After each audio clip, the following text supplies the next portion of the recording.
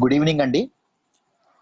ఈ రోజు హిందూ అనాలిసిస్ లో కంప్లీట్ గా వెరీ ఇంపార్టెంట్ ఆర్టికల్స్ ఏ వచ్చాయో వాటిని గురించి కంప్లీట్ గా డిస్కస్ చేద్దాము. వెరీ ఇంపార్టెంట్ ఆర్టికల్స్ చాలా వచ్చినాయి. వాటి గురించి ఫ్రమ్ వెరీ బేసిక్స్ నుంచి పూర్తి అడ్వాన్స్డ్ లెవెల్లో బాగా బాగా ఎక్కువగా తెలుసుకోవడానికి ప్రయత్నిద్దాం. ఈ రోజు ఆర్టికల్స్ నేను ఏం కవర్ చేయబోతున్నానో ముందే చెప్తాను. నా ఎజెండా ఏంటో జాగ్రత్తగా వినండి. ఫస్ట్ ఒక వండర్ఫుల్ ఎడిటోరియల్ వచ్చింది, the prime minister India almost forgot అని. ఈ రోజు గాంధీ జయంతి అని అందరికీ తెలుసు, రైట్? మనం గాంధీ గురించి అందరూ మాట్లాడుతూ ఉంటారు, బట్ ఒక వండర్ఫుల్ ప్రైమ్ మినిస్టర్ ని ఇండియా అనేది మర్చిపోవడం అనేది జరిగింది. ఎవరు ఆయన గురించి కంప్లీట్ గా తెలుసుకుందాం, జాగ్రత్తగా వినండి. జిఎస్టి కలెక్షన్స్ అనేవి 95,000 crores సెప్టెంబర్ లో క్రాస్ అయ్యాయని చెప్తున్నారు. ఏంటి GST? What is this GST? GST అంటే ట్యాక్స్ అని మీకు తెలుసు, బట్ దాని బ్యాక్గ్రౌండ్ నుంచి ప్రతిదీ మొత్తం మనం ఎగ్జామ్ పాయింట్ ఆఫ్ వ్యూలో చదువుకుందాం. Poll to select national butterfly. National butterfly ఏంటి? బటర్ఫ్లై గురించి మనం ఎందుకు తెలుసుకోవాలి? What is the reason behind ఈ ఆర్టికల్ ఈ రోజు మనం డిస్కస్ చేయడానికి కారణం ఏంటి అన్ని తెలుసుకుందాం, జాగ్రత్తగా వినండి. State can't term shut down A public emergency. Supreme court చెప్పింది. పబ్లిక్ ఎమర్జెన్సీ అంటే ఏంటి, ఎందుకు చెప్పింది, ఏ ప్రొవిజన్స్ మీద చెప్పింది, కాన్స్టిట్యూషన్ ఏం చెప్తోంది, ప్రతిదీ జాగ్రత్తగా మాట్లాడదాం, జాగ్రత్తగా వినండి. ఆమ్నెస్టీ ఇంటర్నేషనల్ యాక్షన్స్ గురించి, ఆమ్నెస్టీ ఇంటర్నేషనల్ ని European union and US support చేయడం అనేది జరిగింది. కొద్ది రోజుల ముందు కూడా మాట్లాడాను, దాని గురించి కూడా మళ్ళీ డిస్కస్ అనేది జాగ్రత్తగా చేద్దాం. ఆల్రెడీ విన్న వాళ్ళకి రివిజన్ అవుతుంది, కొత్తగా విన్న వాళ్ళకి మంచి పాయింట్స్ తెలుసుకోవడం అనేది జరుగుతుంది. గిగ్ వర్కర్స్ అంటే ఎవరు, కోవిడ్-19 ఇంపాక్ట్ వాళ్ళ మీద ఎలా ఉంది, గిగ్ ఎకానమీ అంటే ఏంటి, వీటన్నింటి గురించి డిస్కస్ చేద్దాం.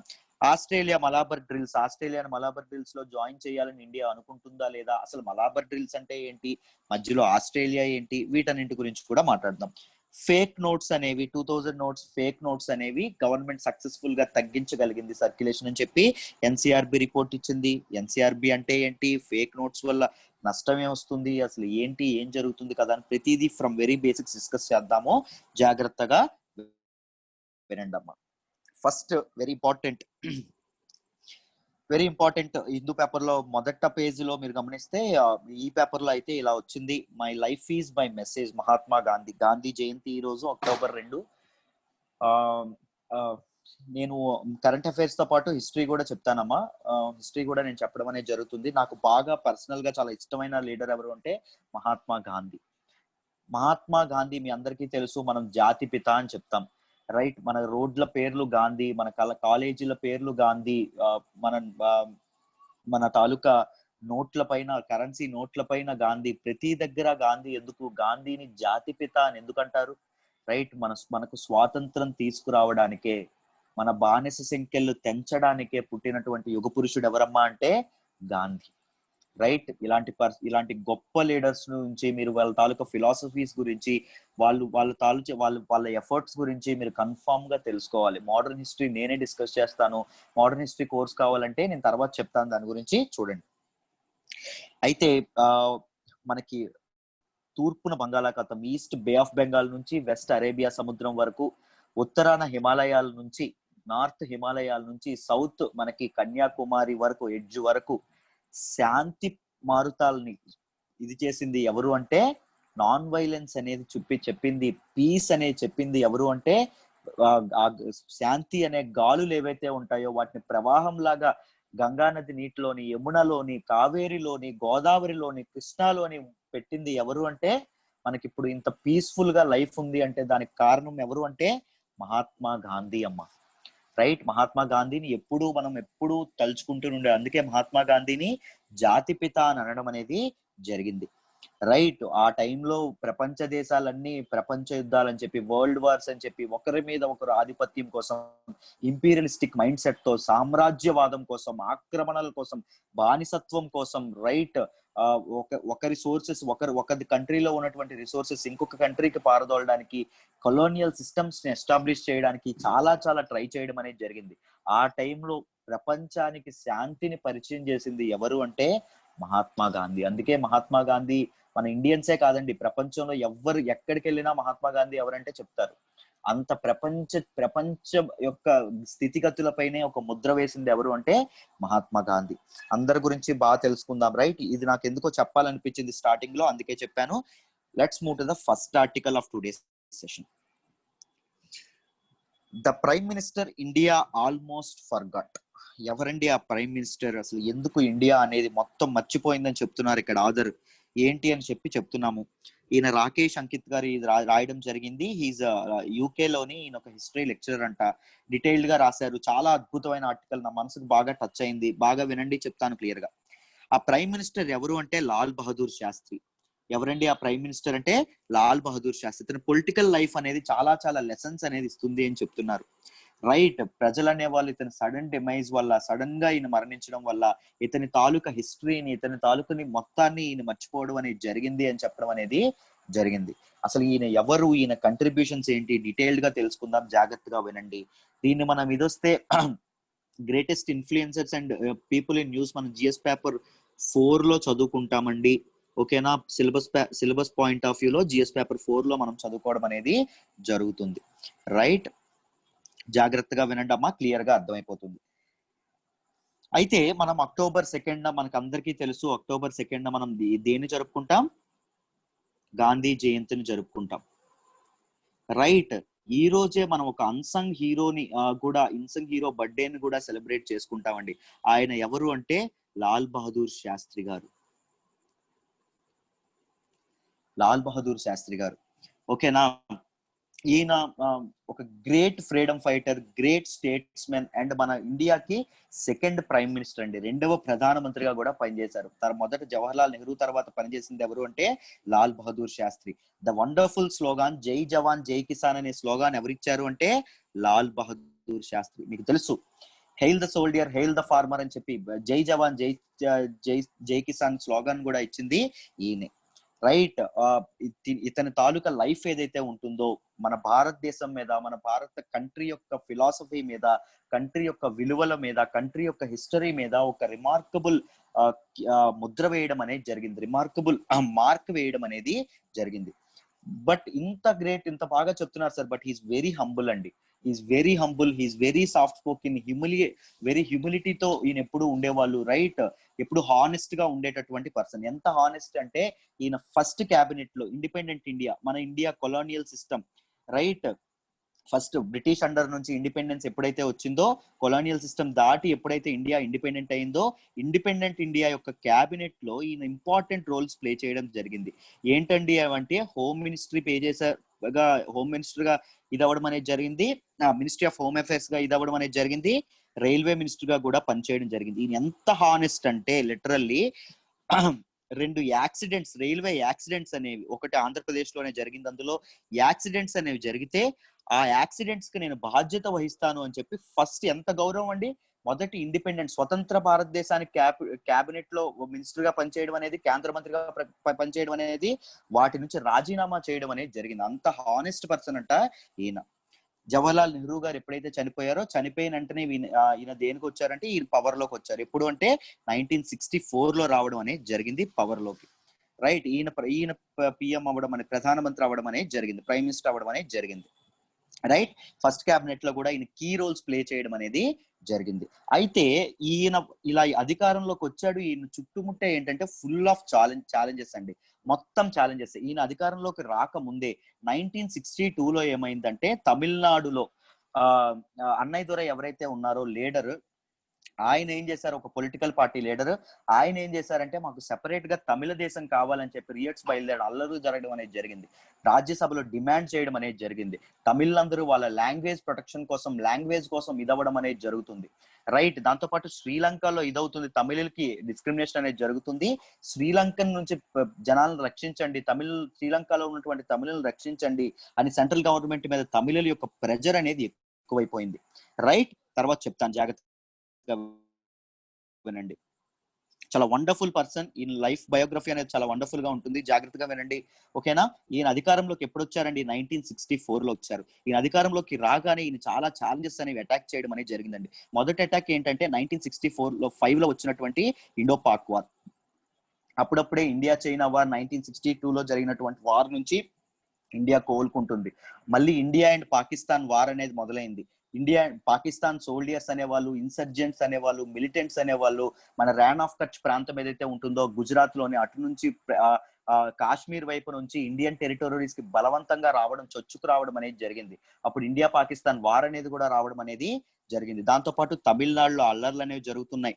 ఉత్తరప్రదేశ్ లో ఒక ఇది రియోట్స్ అనేవి జరుగుతున్నాయి. దాంతో పాటు ఒడిశాలో స్టూడెంట్ యూనియన్స్ అనేవి గొడవ చేస్తున్నారు. రైట్, ఇలా మెనీ ఛాలెంజెస్ తో ఈయన మునిగిపోవడం అనేది జరిగింది. దాంతో పాటు కేరళలో ప్రెసిడెంట్ రూల్ అనేది అమల్లో ఉంది. రైట్, మొత్తం కంట్రీ అంతా అస్థిరంగా ఉండడం అనేది జరిగింది. రైట్, ఇదంతా జరుగుతున్నప్పుడు ఇన్ని ఛాలెంజెస్ నిలబడి తన ఒక్క చిరునవ్వుతో అన్నింటినీ ఎదుర్కోవడం అనేది జరిగింది. ఎవరండి అంటే లాల్ బహదూర్ శాస్త్రి. ఈయన ఎదుర్కోవడం అనేది జరిగింది. మనకి వార్ టైంలో ఏమైందంటే ఫుడ్ సెక్యూరిటీకి ఇబ్బంది కలిగిందండి. ఫుడ్ స్కేర్సిటీ అనేది మన ఇండియాని ముంచుకెత్తింది. ఇంత రిసోర్సెస్ ఉన్న దేశం, ఇంత అగ్రికల్చరల్ గా ఇంత ఇది ఉన్నటువంటి దేశంలో ఆహార ధాన్యాలకి తినడానికి కంచంలో మెతుకులు లేకుండా అయిపోయారు జనాలకి. రైట్, ఫుడ్ స్కేర్సిటీ అనేది రావడం, కొన్ని బయట నుంచి తెచ్చుకుందామంటే, ఇంపోర్ట్స్ తెచ్చుకుందామంటే ఫారెక్స్ రిజర్వ్స్ అయితే లేవాయే. రైట్, ఆర్బిఐ దగ్గర ఫారెక్స్ రిజర్వ్స్ కూడా లేవడం అనేది జరిగింది. రైట్, ఆ టైంలో ఏం చేశాడంటే ఈయన తాలూకా శాలరీ కూడా ఈయన తీసుకోవడం అనేది మానేశాడండి ఆ టైంలో ఫుడ్ స్కేర్సిటీ వచ్చినప్పుడు. రైట్, ఇంపార్టెంట్ ఇవి కూడా తీసుకురావడం వచ్చింది. దాంతో పాటు ఇండియా పాకిస్తాన్ వార్ అనేది ఉంది. ఇండియా పాకిస్తాన్ వార్ విషయంలో ఏమైంది, సోల్డియర్స్ కి సోల్డియర్స్ ని ఇది చేయడానికి, వాళ్ళు ఇది పెంచడానికి, ధైర్య సాహసాలు పెంచడానికి, దాంతో పాటు ఫుడ్ స్కేర్సిటీకి పోరాటంలో ఫార్మర్స్ కి ఒక ఊపునివ్వడానికి ఇది తెచ్చిన స్లోగాన్ ఏంటండి, జై జవాన్ జై కిసాన్. దీనివల్ల ఇద్దరు చాలా చక్కగా పనిచేయడం అనేది జరిగింది. ఇండియా ఫుడ్ స్కేర్సిటీ నుంచి, ఫుడ్ సెక్యూరిటీ ఇష్యూ నుంచి బయటపడడం జరిగింది. దాంతో పాటు ఇండియా పాకిస్తాన్ వార్ లో కూడా విన్ అవ్వడం అనేది జరిగింది. రైట్, అయితే చూడండి అమ్మ, జాగ్రత్తగా చూడండి. ఈయన ఇంపార్టెంట్ రిఫార్మ్స్ కూడా ఈయన చాలా వరకు తీసుకురావడం అనేది జరిగింది. ఆ రిఫార్మ్స్ లో ఇంపార్టెంట్ రిఫార్మ్స్ ఏంటంటే వైట్ రెవల్యూషన్. వైట్ రెవల్యూషన్ 1965 లో ప్రమోట్ చేయడం అనేది జరిగిందండి ఈయన. ఇదేంటి అంటే country wide campaign to improve milk production. Prelims లో ఇలాంటివి అడుగుతా ఉంటారు, సో ఇవి కూడా మీరు నోట్ చేసుకోవాలి. వైట్ రెవల్యూషన్, దేశవ్యాప్తంగా మిల్క్ ప్రొడక్షన్ అనేది, పశుపోషణ, క్యాటిల్ రేరింగ్ అనేది పెరగాలి. దాంతో పాటు పాల ఉత్పత్తులు అనేవి పెరగాలి, మిల్క్ ప్రొడక్షన్ అనేది పెరగాలి అనే ఉద్దేశంతో ఈయన చేసింది వైట్ రెవల్యూషన్ అండి. దాంతో పాటు మిల్క్ ప్రొడక్షన్ ఇంక్రీజ్ చేయడానికి నేషనల్ డైరీ డెవలప్మెంట్ బోర్డ్ అనేది ఒక బోర్డును కూడా ఈయన ఎస్టాబ్లిష్ చేయడం అనేది జరిగింది. దాంతో పాటు ఈయన ఇంకొకటి తీసుకురావడం అనేది జరిగింది ఏంటంటే గ్రీన్ రెవల్యూషన్. ఇప్పుడే చెప్పాను కదా, ఫుడ్ స్కేర్సిటీ వచ్చింది. రైట్, ఫుడ్ సెక్యూరిటీకి, ఆహార భద్రతకి ఇబ్బంది అనేది కలిగింది. సో అది ఫ్యూచర్ లో ఎప్పుడూ జరగకూడదు అని చెప్పి గ్రీన్ రెవల్యూషన్ ఏదైతే ఉందో, గ్రీన్ రెవల్యూషన్ ను కూడా ఈయన స్టార్ట్ చేయడం అనేది జరిగింది. ఎప్పుడు అంటే 1965 లోనే అండి. రైట్, దీనివల్ల ఏమైంది అంటే సిగ్నిఫికెంట్ గ్రెయిన్ ప్రొడక్షన్ అనేది, ఆహార ధాన్యాల ప్రొడక్షన్ అనేది విపరీతంగా పెరగడం అనేది జరిగింది. ముఖ్యంగా ఏవైతే ఇప్పటికి కూడా అద్భుతమైన ఫుడ్ ప్రొడక్షన్ లో ఇంపార్టెంట్ ఏవి, హర్యానా, యూపీ, పంజాబ్. ఇక్కడ food grain production, rice and wheat production లాంటివి ఏవైతే ఉన్నాయో, ఆహార ధాన్యాల ప్రొడక్షన్ అనేది ఎక్కువగా పెరగడం అనేది జరిగింది. ఈయన ఇండియా తర్వాతే ఇది చేయడం జరిగిందా, ఇండిపెండెన్స్ తర్వాత అంటే కాదండి. ఈయన ఇండియన్ నేషనల్ మూవ్మెంట్ ఏదైతే ఉందో, భారత జాతీయోద్యమం ఏదైతే ఉందో, దానిలో కూడా ఒక అద్భుతమైన ఇది చూపించడం అనేది జరిగింది. అద్భుతమైన లీడర్షిప్ చేయడం కానీ, ఇండియన్ నేషనల్ కాంగ్రెస్ ఏదైతే ఉందో, ఇండియన్ నేషనల్ కాంగ్రెస్ వేరు, ఇప్పుడు మనకున్న కాంగ్రెస్ పార్టీ వేరు. అందరూ రెండు ఒకటి అనుకుంటారు. వీటి గురించి హిస్టరీలో బాగా మాట్లాడదాం, ఓకేనా. ఇండియన్ నేషనల్ కాంగ్రెస్ లో కూడా ఈయన చాలా అద్భుతంగా పోరాడడం అనేది, అద్భుతంగా గ్రేట్ లీడర్ గా ఎదగడం అనేది కూడా జరిగింది. చదువుకున్న టైంలోనే ఇండియా గాంధీ మహాత్ముడు ఎవరైతే మహాత్మా గాంధీ లాంచ్ చేసిన నాన్ కోఆపరేషన్ మూవ్మెంట్ ఏదైతే ఉంటుందో, సహాయ నిరాకరణ ఉద్యమంలో ఈయన పాలు పంచుకోవడం అనేది జరిగింది. రైట్, హరిజన్స్ ఎవరైతే ఉంటారో, బడుగు బలహీన వర్గాలు ఎవరైతే ఉంటారో, right, scheduled caste and tribes ఎవరైతే ఉంటారో, వాళ్ళ వృద్ధి కోసం ఈయన పాటుపడడం అనేది జరిగింది. వివేకానంద, మహాత్మా గాంధీ లాంటి వాళ్ళు ఇతనికి ఇన్ఫ్లుయెన్సర్ గా ఉండడం అనేది జరిగింది. వాళ్ళ తాలూకా ఇన్ఫ్లుయెన్స్ తో ఈయన ఒక గొప్ప లీడర్ గా, గ్రేట్ లీడర్ గా ఎదగడం అనేది జరిగింది. రైట్, మిల్క్ ప్రొడక్షన్ గురించి చెప్పాక, మిల్క్ ప్రొడక్షన్ గురించి ఆయన అమూల్ స్టార్ట్ చేసింది కూడా ఈయనే అండి. అమూల్ ని మొదలు పెట్టింది కూడా ఈయనే. రైట్, ఇది కూడా గుర్తుపెట్టుకోండి. అమూల్ మిల్క్ కోఆపరేట్ ఏదైతే ఉందో, దాన్ని గుజరాత్ లోని ఆనంద్ లోని మొదలు పెట్టడం అనేది జరిగింది. ఇండియన్ ఇండిపెండెన్స్ మూవ్మెంట్ లో గాంధీ యొక్క ప్రోత్సాహంతో 1920లో ఈయన జాయిన్ అవ్వడం అనేది జరిగింది. బట్ చాలా ఎకానమిక్ పాలసీస్ అనేవి ఈయన ఇదవ్వడం అనేది జరిగింది. దాంతో పాటు ఫుడ్ స్కేర్సిటీ ఉన్న టైంలో గ్రీన్ రెవల్యూషన్ ఒకటి స్టార్ట్ చేశారు. దాంతో పాటు ఇండియా అంతా శాస్త్రీ వ్రత్ అని చెప్పి ఒక ప్రోగ్రామ్ అనేది ఫాలో అవ్వడం కూడా జరిగిందండి. శాస్త్రీ వ్రత్ అంటే ఏంటంటే ఈయన ఏం చెప్పాడంటే ప్రతిరోజు ఇంట్లో ఒక పూట 1 మీల్ అనేది గివ్ అప్ చేయండి. 1 మీల్ అని చెప్పి ఒక పూట తినే ఆహారం అనేది ఇది చేయండి. మీరు కంట్రిబ్యూట్ చేయండి అని చెప్పడం అనేది జరిగింది. ఈయన మాటని తీసుకొని దేశం మొత్తం శాస్త్రీ వ్రత్ అని పేరు పెట్టి దానికి ఇదవ్వడం అనేది జరిగింది. ఈ శాస్త్రీ వ్రత్ ని ఈయన ఇంటి నుంచే మొదట స్టార్ట్ చేయడం అనేది జరిగింది. దాంతో పాటు గ్రేట్ ఫారెన్ పాలసీస్ కూడా ఈయన కంట్రిబ్యూట్ చేయడం అనేది జరిగిందండి. ఇండియా ఎప్పటి నుంచో, నేను ప్రతిరోజు చెప్తున్నాను, ఇండియా ఎప్పటి నుంచో ఉన్నటువంటి నాన్ ఎలైట్మెంట్ పాలసీ ఏదైతే ఉందో ఇది మొదట గాంధీ ఇంట్రడ్యూస్ చేశారు. గాంధీ దగ్గర నుంచి వారసత్వంగా తెచ్చుకుంది నెహ్రూ దగ్గర నుంచి ఎవరు తెచ్చుకున్నారు అంటే లాల్ బహదూర్ శాస్త్రి తెచ్చుకోవడం అనేది జరిగింది. సోవియట్ యూనియన్ తో, అప్పుడు చైనాతో యుద్ధం నడిచేది, పాకిస్తాన్ తో ప్రాబ్లమ్స్ ఉండేవి. సో అప్పుడు బలమైన సోవియట్ యూనియన్ ఏదైతే ఉందో సోవియట్ యూనియన్ తో మంచి రిలేషన్స్ కూడా ఈయన మెయింటైన్ చేయడం అనేది జరిగింది. దాంతో పాటు ఫ్యూచర్ లో కూడా వార్స్ తలెత్తొచ్చు అని చెప్పి డిఫెన్స్ బడ్జెట్ ను కూడా ఈయన విపరీతంగా ఎన్హాన్స్ చేయడం అనేది జరిగింది. డిఫెన్స్ బడ్జెట్ ను కూడా సిగ్నిఫికెంట్ ఇంప్రూవ్మెంట్ తీసుకురావడం కూడా జరిగిందమ్మా. ముఖ్యంగా ఈయన లైఫ్ లో కీ రోల్ ఎక్కడ ప్లే చేసింది అంటే, లైఫ్ లో ఇంపార్టెంట్ మూమెంట్ ఏంటంటే పాకిస్తాన్ తో వార్ జరగడం 1965లో. దాన్ని మనం గ్రేట్ గా విన్ అవ్వడం అనేది జరిగింది. సక్సెస్ఫుల్ గా మిలిటెంట్స్ గానీ లేకపోతే సోల్జర్స్ గానీ ఎవరైతే మన దేశంలోకి చొరబడుతున్నారో వాళ్ళని సక్సెస్ఫుల్ గా మనం తిప్పి కొట్టడం అనేది జరిగింది. కానీ ఈయన సడన్ డిమైజ్ ఏదైతే ఉందో, సడన్ గా ఈయన చనిపోవడం, మరణం ఏదైతే ఉందో అది దేశ ప్రజల మొత్తాన్ని దిగ్భ్రాంతి గురి చేయడం అనేది జరిగింది. చాలా బాధ పెట్టడం అనేది జరిగింది. దాంతో పాటు ఎన్నో కాన్స్పిరసీస్ కూడా కారణం అవడం అనేది జరిగింది. ఏంటి సార్, వాట్ ఈస్ దిస్ అని చెప్పి మనం మాట్లాడితే, ఎందుకు, ఎలా చనిపోయారు, ఏమైందని చెప్తే 1964లో ఆయన రావడం జరిగింది కదా. 1966లో 1966లో ఈయన ఎక్కడ చనిపోతారంటే ఉజ్బెకిస్తాన్ లో చనిపోవడం అనేది జరుగుతుంది. ఉజ్బెకిస్తాన్ లో, ప్రెజెంట్ ఉజ్బెకిస్తాన్ అంటే ఒకప్పుడు సోవియట్ యూనియన్ లో ఉండేది. ఎందుకు సార్ ఈయన సోవియట్ యూనియన్ కి వెళ్ళారు అంటే, ఇండియా పాకిస్తాన్ యొక్క ఇదేదైతే వార్ తాలూకా పీస్ ట్రీటీ ఏదైతే ఉంటుందో, ఇండియా పాకిస్తాన్ మధ్యవర్తిత్వం చేసిన సోవియట్ యూనియన్, ఆ పీస్ ట్రీటీ ఏదైతే ఉందో దాన్ని సైన్ చేయడానికి వెళ్ళారు. దాన్ని సైన్ చేసిన 1 డే తర్వాత, ఒక రోజు తర్వాత ఈయన చనిపోవడం అనేది జరిగిందండి. ఎక్కడ? ఉజ్బెకిస్తాన్ లో. భారత ప్రధానమంత్రి ఉజ్బెకిస్తాన్ లో చనిపోవడం వల్ల భారతదేశ ప్రజలందరూ ఒక్కసారిగా దిగ్భ్రాంతి ఇది చేశారు, షాక్ అయ్యారు. దాంతో పాటు ఇది మామూలు చావు కాదు, దాంతో పాటు చాలా ఈ చావు అనేది అసలు సమ్ ఏదో కాన్స్పిరసీస్ అనేవి ఉన్నాయి, దీని వెనక ఏదో కుట్రలు అయితే ఉన్నాయి అని చెప్పి భారత ప్రజలందరూ నమ్మడం అనేది జరిగింది. రైట్.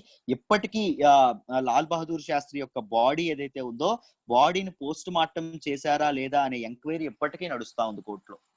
రైట్. ఇప్పటికీ లాల్ బహదూర్ శాస్త్రి చనిపోవడానికి గల కారణం అనేది ఇప్పటికీ తెలీదు.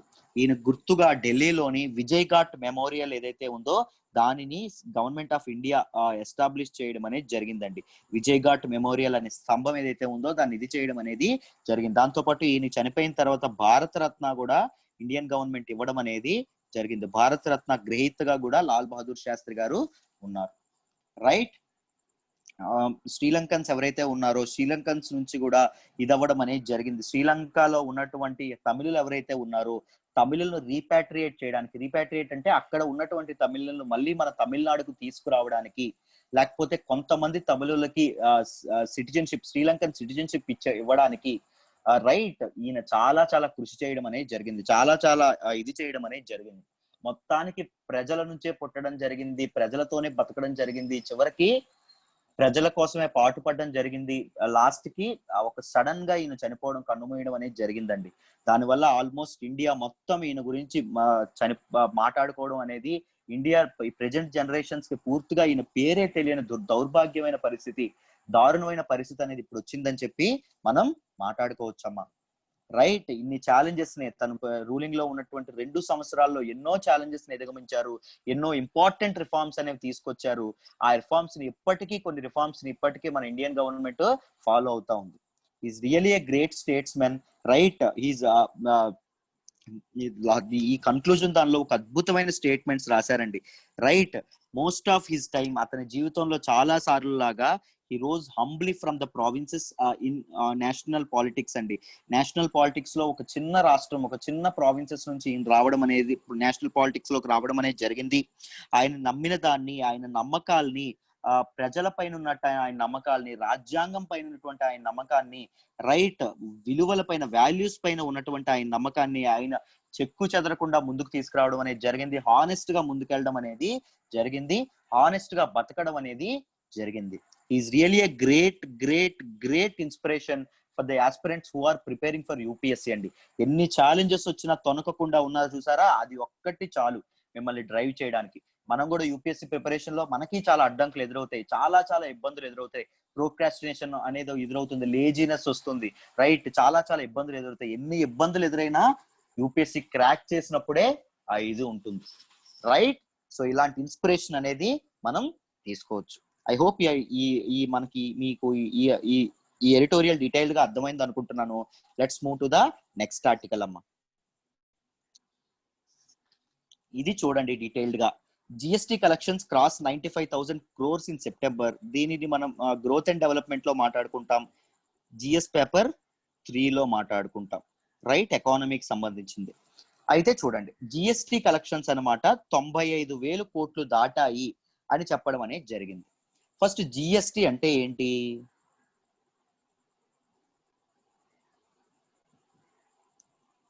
Goods and services tax. ఈ జిఎస్టీని ఎప్పుడు, దీన్ని జిఎస్టీని ఏమంటారు అంటే ఇండియాస్ బిగ్గెస్ట్ ట్యాక్స్ రిఫార్మ్ అని చెప్పి అంటారండి. ఇండియాలో బిగ్గెస్ట్ ట్యాక్స్ రిఫార్మ్ ఏంటి అంటే అది జిఎస్టీ. ఎందుకు ఏంటి అని డీటెయిల్డ్ గా మాట్లాడదాం. మనం ఎప్పుడు బేసిక్స్ నుంచే మాట్లాడతాం కాబట్టి జాగ్రత్తగా వినండి. ఎప్పుడు తీసుకొచ్చారు అంటే 122nd కాన్స్టిట్యూషన్ అమెండ్మెంట్ ఏదైతే ఉందో, కాన్స్టిట్యూషన్ అమెండ్మెంట్ ద్వారా తీసుకురావడం అనేది జరిగింది. ఫస్ట్ జిఎస్టీ అన్నాము, దాని పేరు గూడ్స్ అండ్ సర్వీసెస్ ట్యాక్స్ అన్నాం. అసలు ట్యాక్స్ అంటే ఏంటి? ట్యాక్స్ అంటే పన్ను. పన్ను గురించి మనందరికీ తెలుసు. గవర్నమెంట్ ట్యాక్స్ ఎందుకు వేస్తుంది సార్? చెప్పండి, గవర్నమెంట్ అసలు ట్యాక్స్ ఎందుకు వేస్తుంది? గవర్నమెంట్ ట్యాక్స్ వేసే అధికారాన్ని ఎవరిచ్చారు చెప్పాలి. గవర్నమెంట్ ట్యాక్స్ ఎందుకు వేస్తుంది అంటే వెల్ఫేర్ స్కీమ్స్ రన్ చేయడానికి, రైట్, వెల్ఫేర్ స్కీమ్స్ రన్ చేయడానికి, ఇన్ఫ్రాస్ట్రక్చర్, రోడ్లు కానీ లేకపోతే కాలువలు కానీ భవనాలు కానీ నిర్మించడానికి, మెయింటైన్ సెక్యూరిటీ, ఇంటర్నల్ సెక్యూరిటీని, భద్రతని మెయింటైన్ చేయడానికి, లా అండ్ ఆర్డర్ని మెయింటైన్ చేయడానికి, శాలరీస్ అనేవి ఇవ్వడానికి, వీటన్నిటికీ ఏం చేస్తుంది? పన్నులు అనేవి, ప్రజల నుంచి పన్నులు వసూలు చేస్తుంది. ఎవరిచ్చారు సార్ అధికారము, ట్యాక్స్ వసూలు చేసే అధికారము అంటే? డైరెక్ట్ గా ఇండియన్ కాన్స్టిట్యూషన్, భారత రాజ్యాంగమే ట్యాక్సులు వసూలు చేసే అధికారం ఎవరికి ఇచ్చిందంటే బోత్ సెంట్రల్ గవర్నమెంట్ కి, రెండు స్టేట్ గవర్నమెంట్ కి, రెండింటికి ఇవ్వడం అనేది జరిగింది రాజ్యాంగం. సరే సార్, ఇప్పుడు ఇండియాలో ట్యాక్సేషన్ సిస్టమ్ ఎలా ఉంటుందో చూద్దాం. ఒక్కసారి చూడండి, నేను చెప్తున్నప్పుడే టకటక నోట్ చేసుకోండి అమ్మా, ఓకేనా? నోట్స్ అనేది ఎప్పుడు నోట్ చేసుకుంటే మీకు రేపు పొద్దున్న రివిజన్ కి బాగుంటది. ఇండియాలో ట్యాక్సేషన్ సిస్టమ్ ఎలా ఉంటుంది? ఇండియాలో 2 kinds ఆఫ్ ట్యాక్సెస్ ఉంటాయి. ఎక్కడైనా 2 kinds ఆఫ్ ట్యాక్సెస్ ఉంటాయి. ఒకటి ఏంటి? Direct taxes. రెండవది ఏంటి? Indirect taxes. డైరెక్ట్ ట్యాక్సెస్ అంటే ఏంటి సార్ అంటే ప్రత్యక్ష పన్ను అంటాం. ప్రత్యక్ష పన్ను అంటే ఏంటి సార్? దేని మీద వేస్తారు?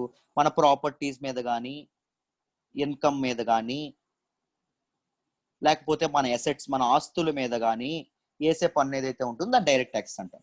ఇండైరెక్ట్ ట్యాక్సెస్ ఏమంటాము? మనం వాడే గూడ్స్ అండ్ సర్వీసెస్ ఏవైతే ఉంటాయో, మనం కన్జ్యూమ్ చేసేది ఏవైతే ఉంటాయో, మన కన్జంప్షన్ కి డిపెండ్ అయ్యేవి ఏవైతే ఉంటాయో వాటి మీద ఏమేస్తారు సార్? ఇండైరెక్ట్ ట్యాక్సెస్ వేస్తారు. ఇండైరెక్ట్ ట్యాక్సెస్ లో రకాలు ఏంటి sir? Excise duty, entertainment tax, service tax, advertisement tax, మీకు అన్ని తెలుసు, ఫుడ్ ట్యాక్స్, ఇలా చాలా ఉంటాయి. ఇలా మొత్తం మనకి ఎన్ని ఉన్నాయంటే ఇండిపెండెంట్ ట్యాక్స్లు 15 ఉండేవండి. మొత్తం ఇండైరెక్ట్ ట్యాక్సెస్ ఎన్ని ఉన్నాయి? 15 ఉన్నాయి. గవర్నమెంట్ కి ఏమనిపించిందంటే 15 ఎందుకు అనవసరం, ఈ 15 కలిపి ఒక ట్యాక్స్ గా మారుద్దాం అనుకున్నారు. ఈ 15 కలిపి ఏం చేశారు అంటే ఒక ట్యాక్స్ గా మార్చడం అనేది జరిగింది. ఆ ఒక్క ట్యాక్స్ పేరు ఏంటి సార్ అంటే జిఎస్టి.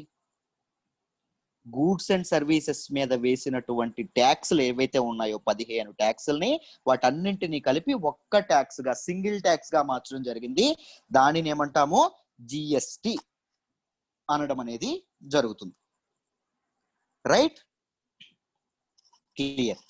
అయితే జిఎస్టి సిస్టమ్, జిఎస్టిలో ఏం కంపోనెంట్స్ ఉంటాయి ఒక్కసారి మాట్లాడుకుందాం. బేసిక్స్ మీరు టచ్ చేస్తే మీకు ఆర్టికల్స్ అనేవి బాగా అర్థం అవుతాయి అనమాట. అందుకోసం అనేది చెప్పడం అనేది జరుగుతుంది. చూడండి, జిఎస్టిలో ఏముంటాయి అంటే, ఒకటి సిజిఎస్టి, 4 ట్యాక్స్ స్లాబ్స్ ఉంటాయండి. సిజిఎస్టి, ఎస్జిఎస్టి,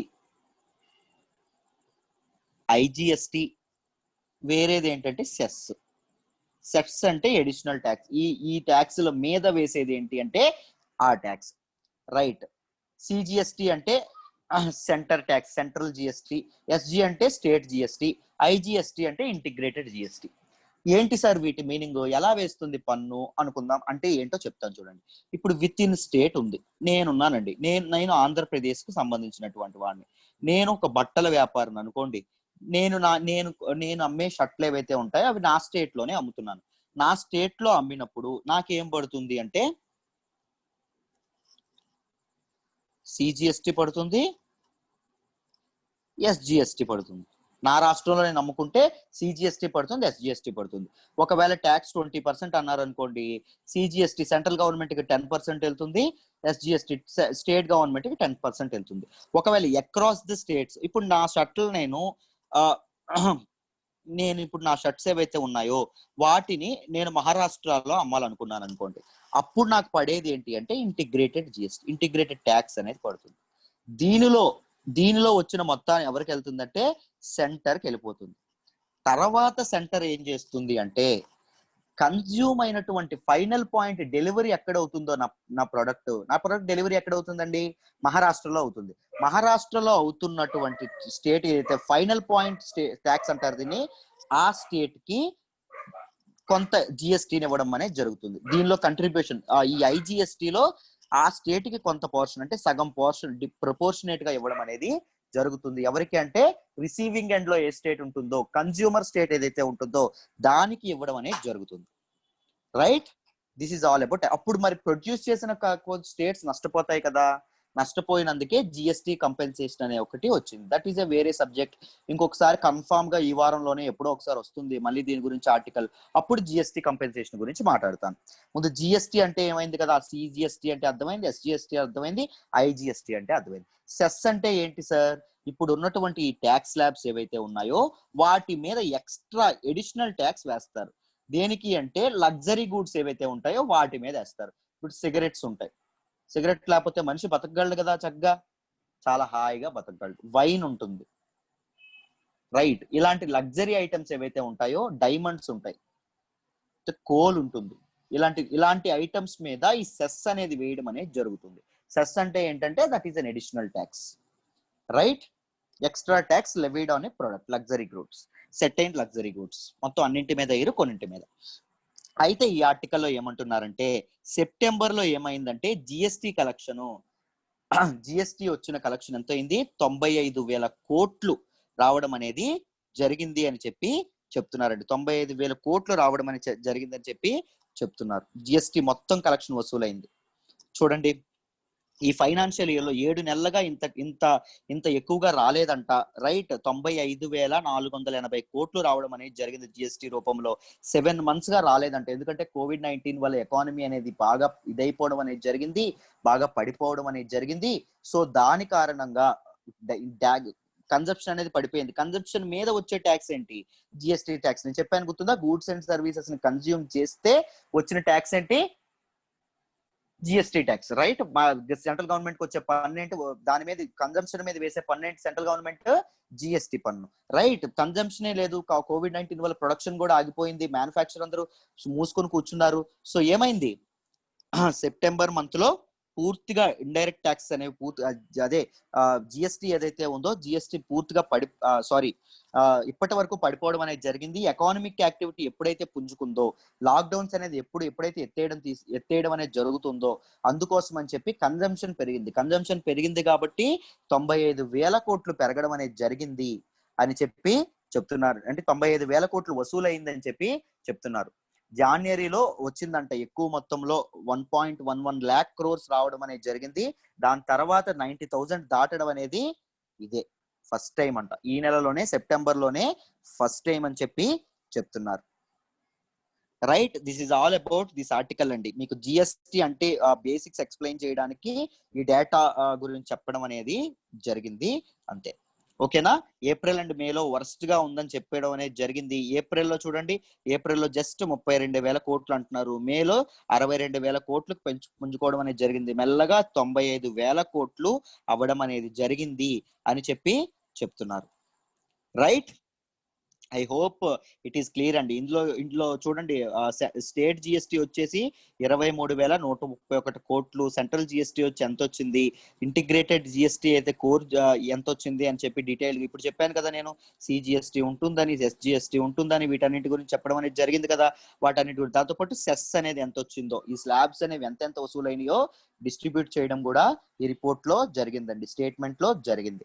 మీకు బేసిక్స్ అన్ని క్లియర్ గా అర్థమయ్యే ఆర్టికల్లో వచ్చిన రిపోర్ట్ క్లియర్ గా అర్థమైంది అనుకుంటున్నాను. Let's move to the next article అమ్మ. నెక్స్ట్ ఆర్టికల్ ఏంటంటే, poll to select national butterfly takes wing అని చెప్పి అన్నారు. సరే, ఈ ఆర్టికల్ వచ్చిందండి. దీన్ని మనం దేనిలో మాట్లాడతామంటే, ఎన్విరాన్మెంట్ అండ్ కన్జర్వేషన్ ఏదైతే ఉంటుందో దానిలో జిఎస్ పేపర్ 3లో మనం మాట్లాడుకోవడం అనేది జరుగుతుంది. రైట్, అయితే చూడండి, బటర్ఫ్లై గురించి ఎందుకు న్యూస్ లోకి వచ్చింది? ఎగ్జామ్ సిలబస్ మనం ఇంత వరల్డ్స్ టఫెస్ట్ ఎగ్జామ్ అనేది యూపీఎస్సిలో బటర్ఫ్లై గురించి అడగడం ఏంటండి? రైట్, సీతాకోకచిలుక గురించి యూపీఎస్సిలో అడగడం ఏంటి? బటర్ఫ్లై యొక్క యూజ్ ఏంటి సార్? ఫస్ట్ అన్ని మనం డీటెయిల్డ్ గా తెలుసుకోవాలి. ఫస్ట్ ఎగ్జామ్ లో అడుగుతారో లేకపోతే ఇంకేదో యూజ్ ఉంటుందో ఇదంతా పక్కన పెట్టండి. మనం అందరం ఒకే కుటుంబానికి చెందినటువంటి వాళ్ళం అండి. జంతువులు, పక్షులు, చెట్లు, మనిషి ఒకే కుటుంబానికి చెందినటువంటి వాళ్ళు. ఒకరి లైఫ్స్ మీద ఇంకొకరి లైఫ్స్ డిపెండెంట్ గా ఉండడం అనేది జరుగుతుంది. మనిషి వాళ్ళ మీద ఎక్కువ అసలు ఏమీ కాదు. సో ఎన్విరాన్మెంట్ ని, ప్రకృతిని కాపాడుకోవడం అనేది చాలా అవసరం. We're in a dire need to conserve our nature. మన ప్రకృతిని మనం కాపాడుకోవడం అనేది చాలా అవసరం. సరే, బటర్ఫ్లై అనేది ఎందుకు సార్ ఇది చెయ్యాలి అంటే, butterflies mainly act as pollinators అండి. పాలినేషన్ అంటే తెలుగులో ఫలదీకరణము అంటాము. అంటే ప్లాంట్స్ రిప్రొడక్షన్ ఏదైతే ఉంటుందో వాటికి మెయిన్ గా ఉపయోగపడతాయి బటర్ఫ్లైస్. రైట్, ఒక దానిలో ఉన్నటువంటి ఏవైతే పుప్పొడి ఏదైతే ఉంటుందో ఒక పువ్వు నుంచి ఇంకో పువ్వుకి ట్రాన్స్ఫర్ అనేవి చేయడం అనేది జరుగుతున్నాయి. ఒక దాని నుంచి ఒకటి చేసి పాలినేషన్ అనేది ఇది చేయడం అనేది, ఫలదీకరణం అనేది ఇవి సపోర్ట్ చేయడం అనేది జరుగుతుంది. దాంతో పాటు ఇట్ ఇండికేట్స్ రిచ్ బయోడైవర్సిటీ అండి. బయోడైవర్సిటీ ఎకోసిస్టమ్ ఎలా ఉంది అనే దాన్ని ఇది ఇండికేట్ చేయడం అనేది జరుగుతుంది. ఎలా సార్ ఇండికేట్ చేయడం జరుగుతుంది? Because it is a source of food for many other species అండి. చాలా స్పీసీస్ సోర్స్ ఆఫ్ ఫుడ్. ఇవి ఎక్కువగా ఒక ప్రాంతంలో ఉన్నాయనుకోండి బటర్ఫ్లై నెంబర్, దాని అర్థం ఏంటంటే వీటిని తినేవి కూడా ఎక్కువ ఉన్నాయని. ఫుడ్ ఎక్కువ ఉంది కాబట్టి వీటిని తినే స్పీసీస్ కూడా ఎక్కువ ఉన్నాయని. ఆ స్పీసీస్ ని తినేవి ఇంకొక స్పీసీస్ ఉంటాయి, ఆ స్పీసీస్ ని తినేవి ఇంకొక స్పీసీస్ ఉంటాయి. దీన్ని ఫుడ్ సైకిల్ అని చెప్పి మనం అంటాం. రైట్, సో ఒక బయోడైవర్సిటీ, ఒక ఫానా, జంతువుల యొక్క స్పీసీస్ ఎంత రిచ్ గా ఉన్నాయి, ఎంత తక్కువగా ఉన్నాయి అని చెప్పేవి ఏంటి అంటే బటర్ఫ్లైస్. దాంతోపాటు బయోడైవర్సిటీలో యానిమల్సే వస్తాయా, ప్లాంట్స్ కూడా వస్తాయి. పాలినేటర్స్ గా వర్క్ చేస్తాయి కాబట్టి ప్లాంట్ యొక్క గ్రోత్ అనేది ఎక్కువగా ఉంది అంటే దాని అర్థం ఏంటి? బటర్ఫ్లైస్ అనేవి ఎక్కువగా ఉన్నాయి అని చెప్పి మనం అర్థం చేసుకోవచ్చు. రైట్, రిచ్ బయోడైవర్సిటీకి, source of food for other species కి ఇది అవ్వడం అనేది జరుగుతుంది. బటర్ఫ్లైస్ లేకపోతే ఏం జరుగుతుంది సార్ అని ముందు మనం తెలుసుకోవాలి. బటర్ఫ్లైస్ సింపుల్ గా చూడండి, బటర్ఫ్లైస్ లేకపోతే ఏం జరుగుతుందో చెప్తాను. ఒకవేళ బటర్ఫ్లైస్ అనేవి లేకపోయాయి అనుకోండి, ఏం జరుగుతుంది? పాలినేషన్ అనేది జరగదు, ఫలదీకరణం అనేది జరగదు. పాలినేషన్ జరగకపోయింది అనుకోండి, ప్లాంట్స్ అనేవి ఉండవు, మొక్కలు అనేవి ఉండవు. ప్లాంట్స్ అనేవి ఉండకపోయాయి అనుకోండి, ఫుడ్ అనేది ఉండదు. రైట్, మనిషికి ఫుడ్ అంటూ ఉండదు. రైట్, ఇప్పుడు ఇంకొకటి చెప్తాను చూడండి. బటర్ఫ్లైస్ అనేవి లేకపోయాయి అనుకోండి, పాలినేషన్ జరగదు. పాలినేషన్ జరగకపోయింది అనుకోండి, ప్లాంట్స్ అనేవి ఉండవు. ప్లాంట్స్ అనేవి లేకపోవడం అనుకోండి, లేవనుకోండి, CO2 లెవెల్స్ అనేవి పెరుగుతాయి. దీనిలో ఎందుకంటే ప్లాంట్స్ CO2 పీల్చుకొని ఆక్సిజన్ విడిచిపెడతాయి కాబట్టి CO2 లెవెల్స్ అనేవి పెరుగుతాయి, కార్బన్ డైఆక్సైడ్ లెవెల్స్ అనేవి పెరుగుతాయి. కార్బన్ డైఆక్సైడ్ లెవెల్స్ పెరిగితే ఏమవుతుంది? గ్లోబల్ వార్మింగ్ అనేది పెరుగుతుంది. గ్లోబల్ వార్మింగ్ అనేది పెరిగితే ఏమవుతుంది? వాటర్ లెవెల్స్ ఏవైతే ఉంటాయో, సీ వాటర్ లెవెల్స్ ఏవైతే ఉంటాయో అవి పెరుగుతాయి. వాటర్ లెవెల్స్ అనేవి పెరిగితే ఏమవుతుంది? ఎగ్జిస్టెన్స్ ఆఫ్ మ్యాన్ కే, మనిషి మనుగడకే ప్రశ్న అనేది ఏర్పడుతుంది. లింక్ అర్థమైందా? ఇంకొకటి చెప్తాను చూడండి. బటర్ఫ్లైస్ అనేవి లేకపోతే పాలినేషన్ జరగదు, పాలినేషన్ జరగకపోతే ప్లాంట్స్ అనేవి ఉండవు, ప్లాంట్స్ లేకపోతే వర్షాలు అనేవి పడవు, రెయిన్స్ అనేవి ఉండవు, రెయిన్స్ లేకపోతే మళ్ళీ ఏమవుతుంది? మళ్ళీ ప్లాంట్స్ అనేవి ఉండవు, ప్లాంట్స్ లేకపోవడం వల్ల మళ్ళీ ఫుడ్ ఉండదు. This is all A interlinking cycle అండి, ఓకేనా? సో బటర్ఫ్లైస్ గురించి చదువుకోవడం అనేది ఎప్పుడు స్పీసీస్ న్యూస్ లోకి వచ్చినా, ఏ స్పీసీస్ న్యూస్ లోకి వచ్చినా యాజ్ అన్ యూపీఎస్సీ ఆస్పిరెంట్స్ మీరు చక్కగా చదువుకోవాలి. కేవలం సిలబస్ లో ఉందని కాదు, అవి మన ఎర్త్ కి చాలా సపోర్టివ్ గా, ఎర్త్ ఎగ్జిస్టెన్స్ కి అవి చాలా దీనిగా సోర్సెస్ గా ఉంటాయి కాబట్టి చదువుకోవాలి. రైట్? ఈ ఆర్టికల్లో ఏం చెప్పారు అంటే, India is at to designate A national butterfly అండి. ఒక నేషనల్ బటర్ఫ్లై ఏదైతే ఉందో, మన మన మన దేశంలో ఆల్మోస్ట్ 1300 స్పీసీస్ ఉన్నాయంట బటర్ఫ్లైస్, 1300+ స్పీసీస్ ఉన్నాయంట. రైట్? అరౌండ్ 6 ఫ్యామిలీస్ కి సంబంధించినటువంటి స్పీసీస్ ఉన్నప్పటికీ మన దేశానికి ఒక నేషనల్ బటర్ఫ్లై అనేది ఒకటి లేదు అని చెప్పడం అనేది జరిగింది. Countries like Malaysia, Taiwan, Indonesia, Bhutan వీటన్నింటికి నేషనల్ బటర్ఫ్లైస్ ఉండడం అనేది జరిగింది. వాటితో సమానంగానే మనకి కంట్రీలో ఇన్ని స్పీసీస్ ఉన్నప్పటికీ మనకు ఒక నేషనల్ బటర్ఫ్లై లేదు కాబట్టి సమ్ కంటెండర్స్ ని కొన్ని స్పీసీస్ ఆఫ్ బటర్ఫ్లైస్ ని పెట్టి వీళ్ళలో కొంత ఎన్నుకోండి అని చెప్పి ఒక పోల్ పెట్టడం అనేది జరిగింది. ఈ పోల్ కి చాలా మంది రిజిస్టర్ చేసుకోవడం అనేది జరుగుతుంది. రీసెర్చర్స్ కానీ, సైంటిస్టులు కానీ, ఎంతూజియాస్ట్ కానీ నేషనల్ బటర్ఫ్లై క్యాంపెయిన్ ని వీటిని ముందుకు తీసుకెళ్లడం అనేది జరుగుతుందండి. రైట్? బటర్ఫ్లైస్ ఈ పోల్ ఏదైతే ఉందో దాన్ని ఇదవ్వడం అనేది జరుగుతుంది. రైట్? దీని ద్వారా ఏం చేస్తారు అంటే, బటర్ఫ్లైస్ ఏవైతే ఉన్నాయో వాటి తాలూకా ఓట్స్ అనే బటర్ఫ్లైస్ మీద వచ్చినటువంటి ఓట్స్ అనే దాన్ని క్యాలిక్యులేట్ చేసి ఒక దాన్ని ఎవరికైతే ఎక్కువ ఓట్స్ వస్తాయో దాన్ని నేషనల్ బటర్ఫ్లై గా గుర్తించడం అనేది జరుగుతుందండి. రైట్? బటర్ఫ్లైస్ అనేవి వీటి గురించి సింపుల్ గా exam prelim points of view లో చూసుకుంటే, those are insects from the order lepidoptera phylum.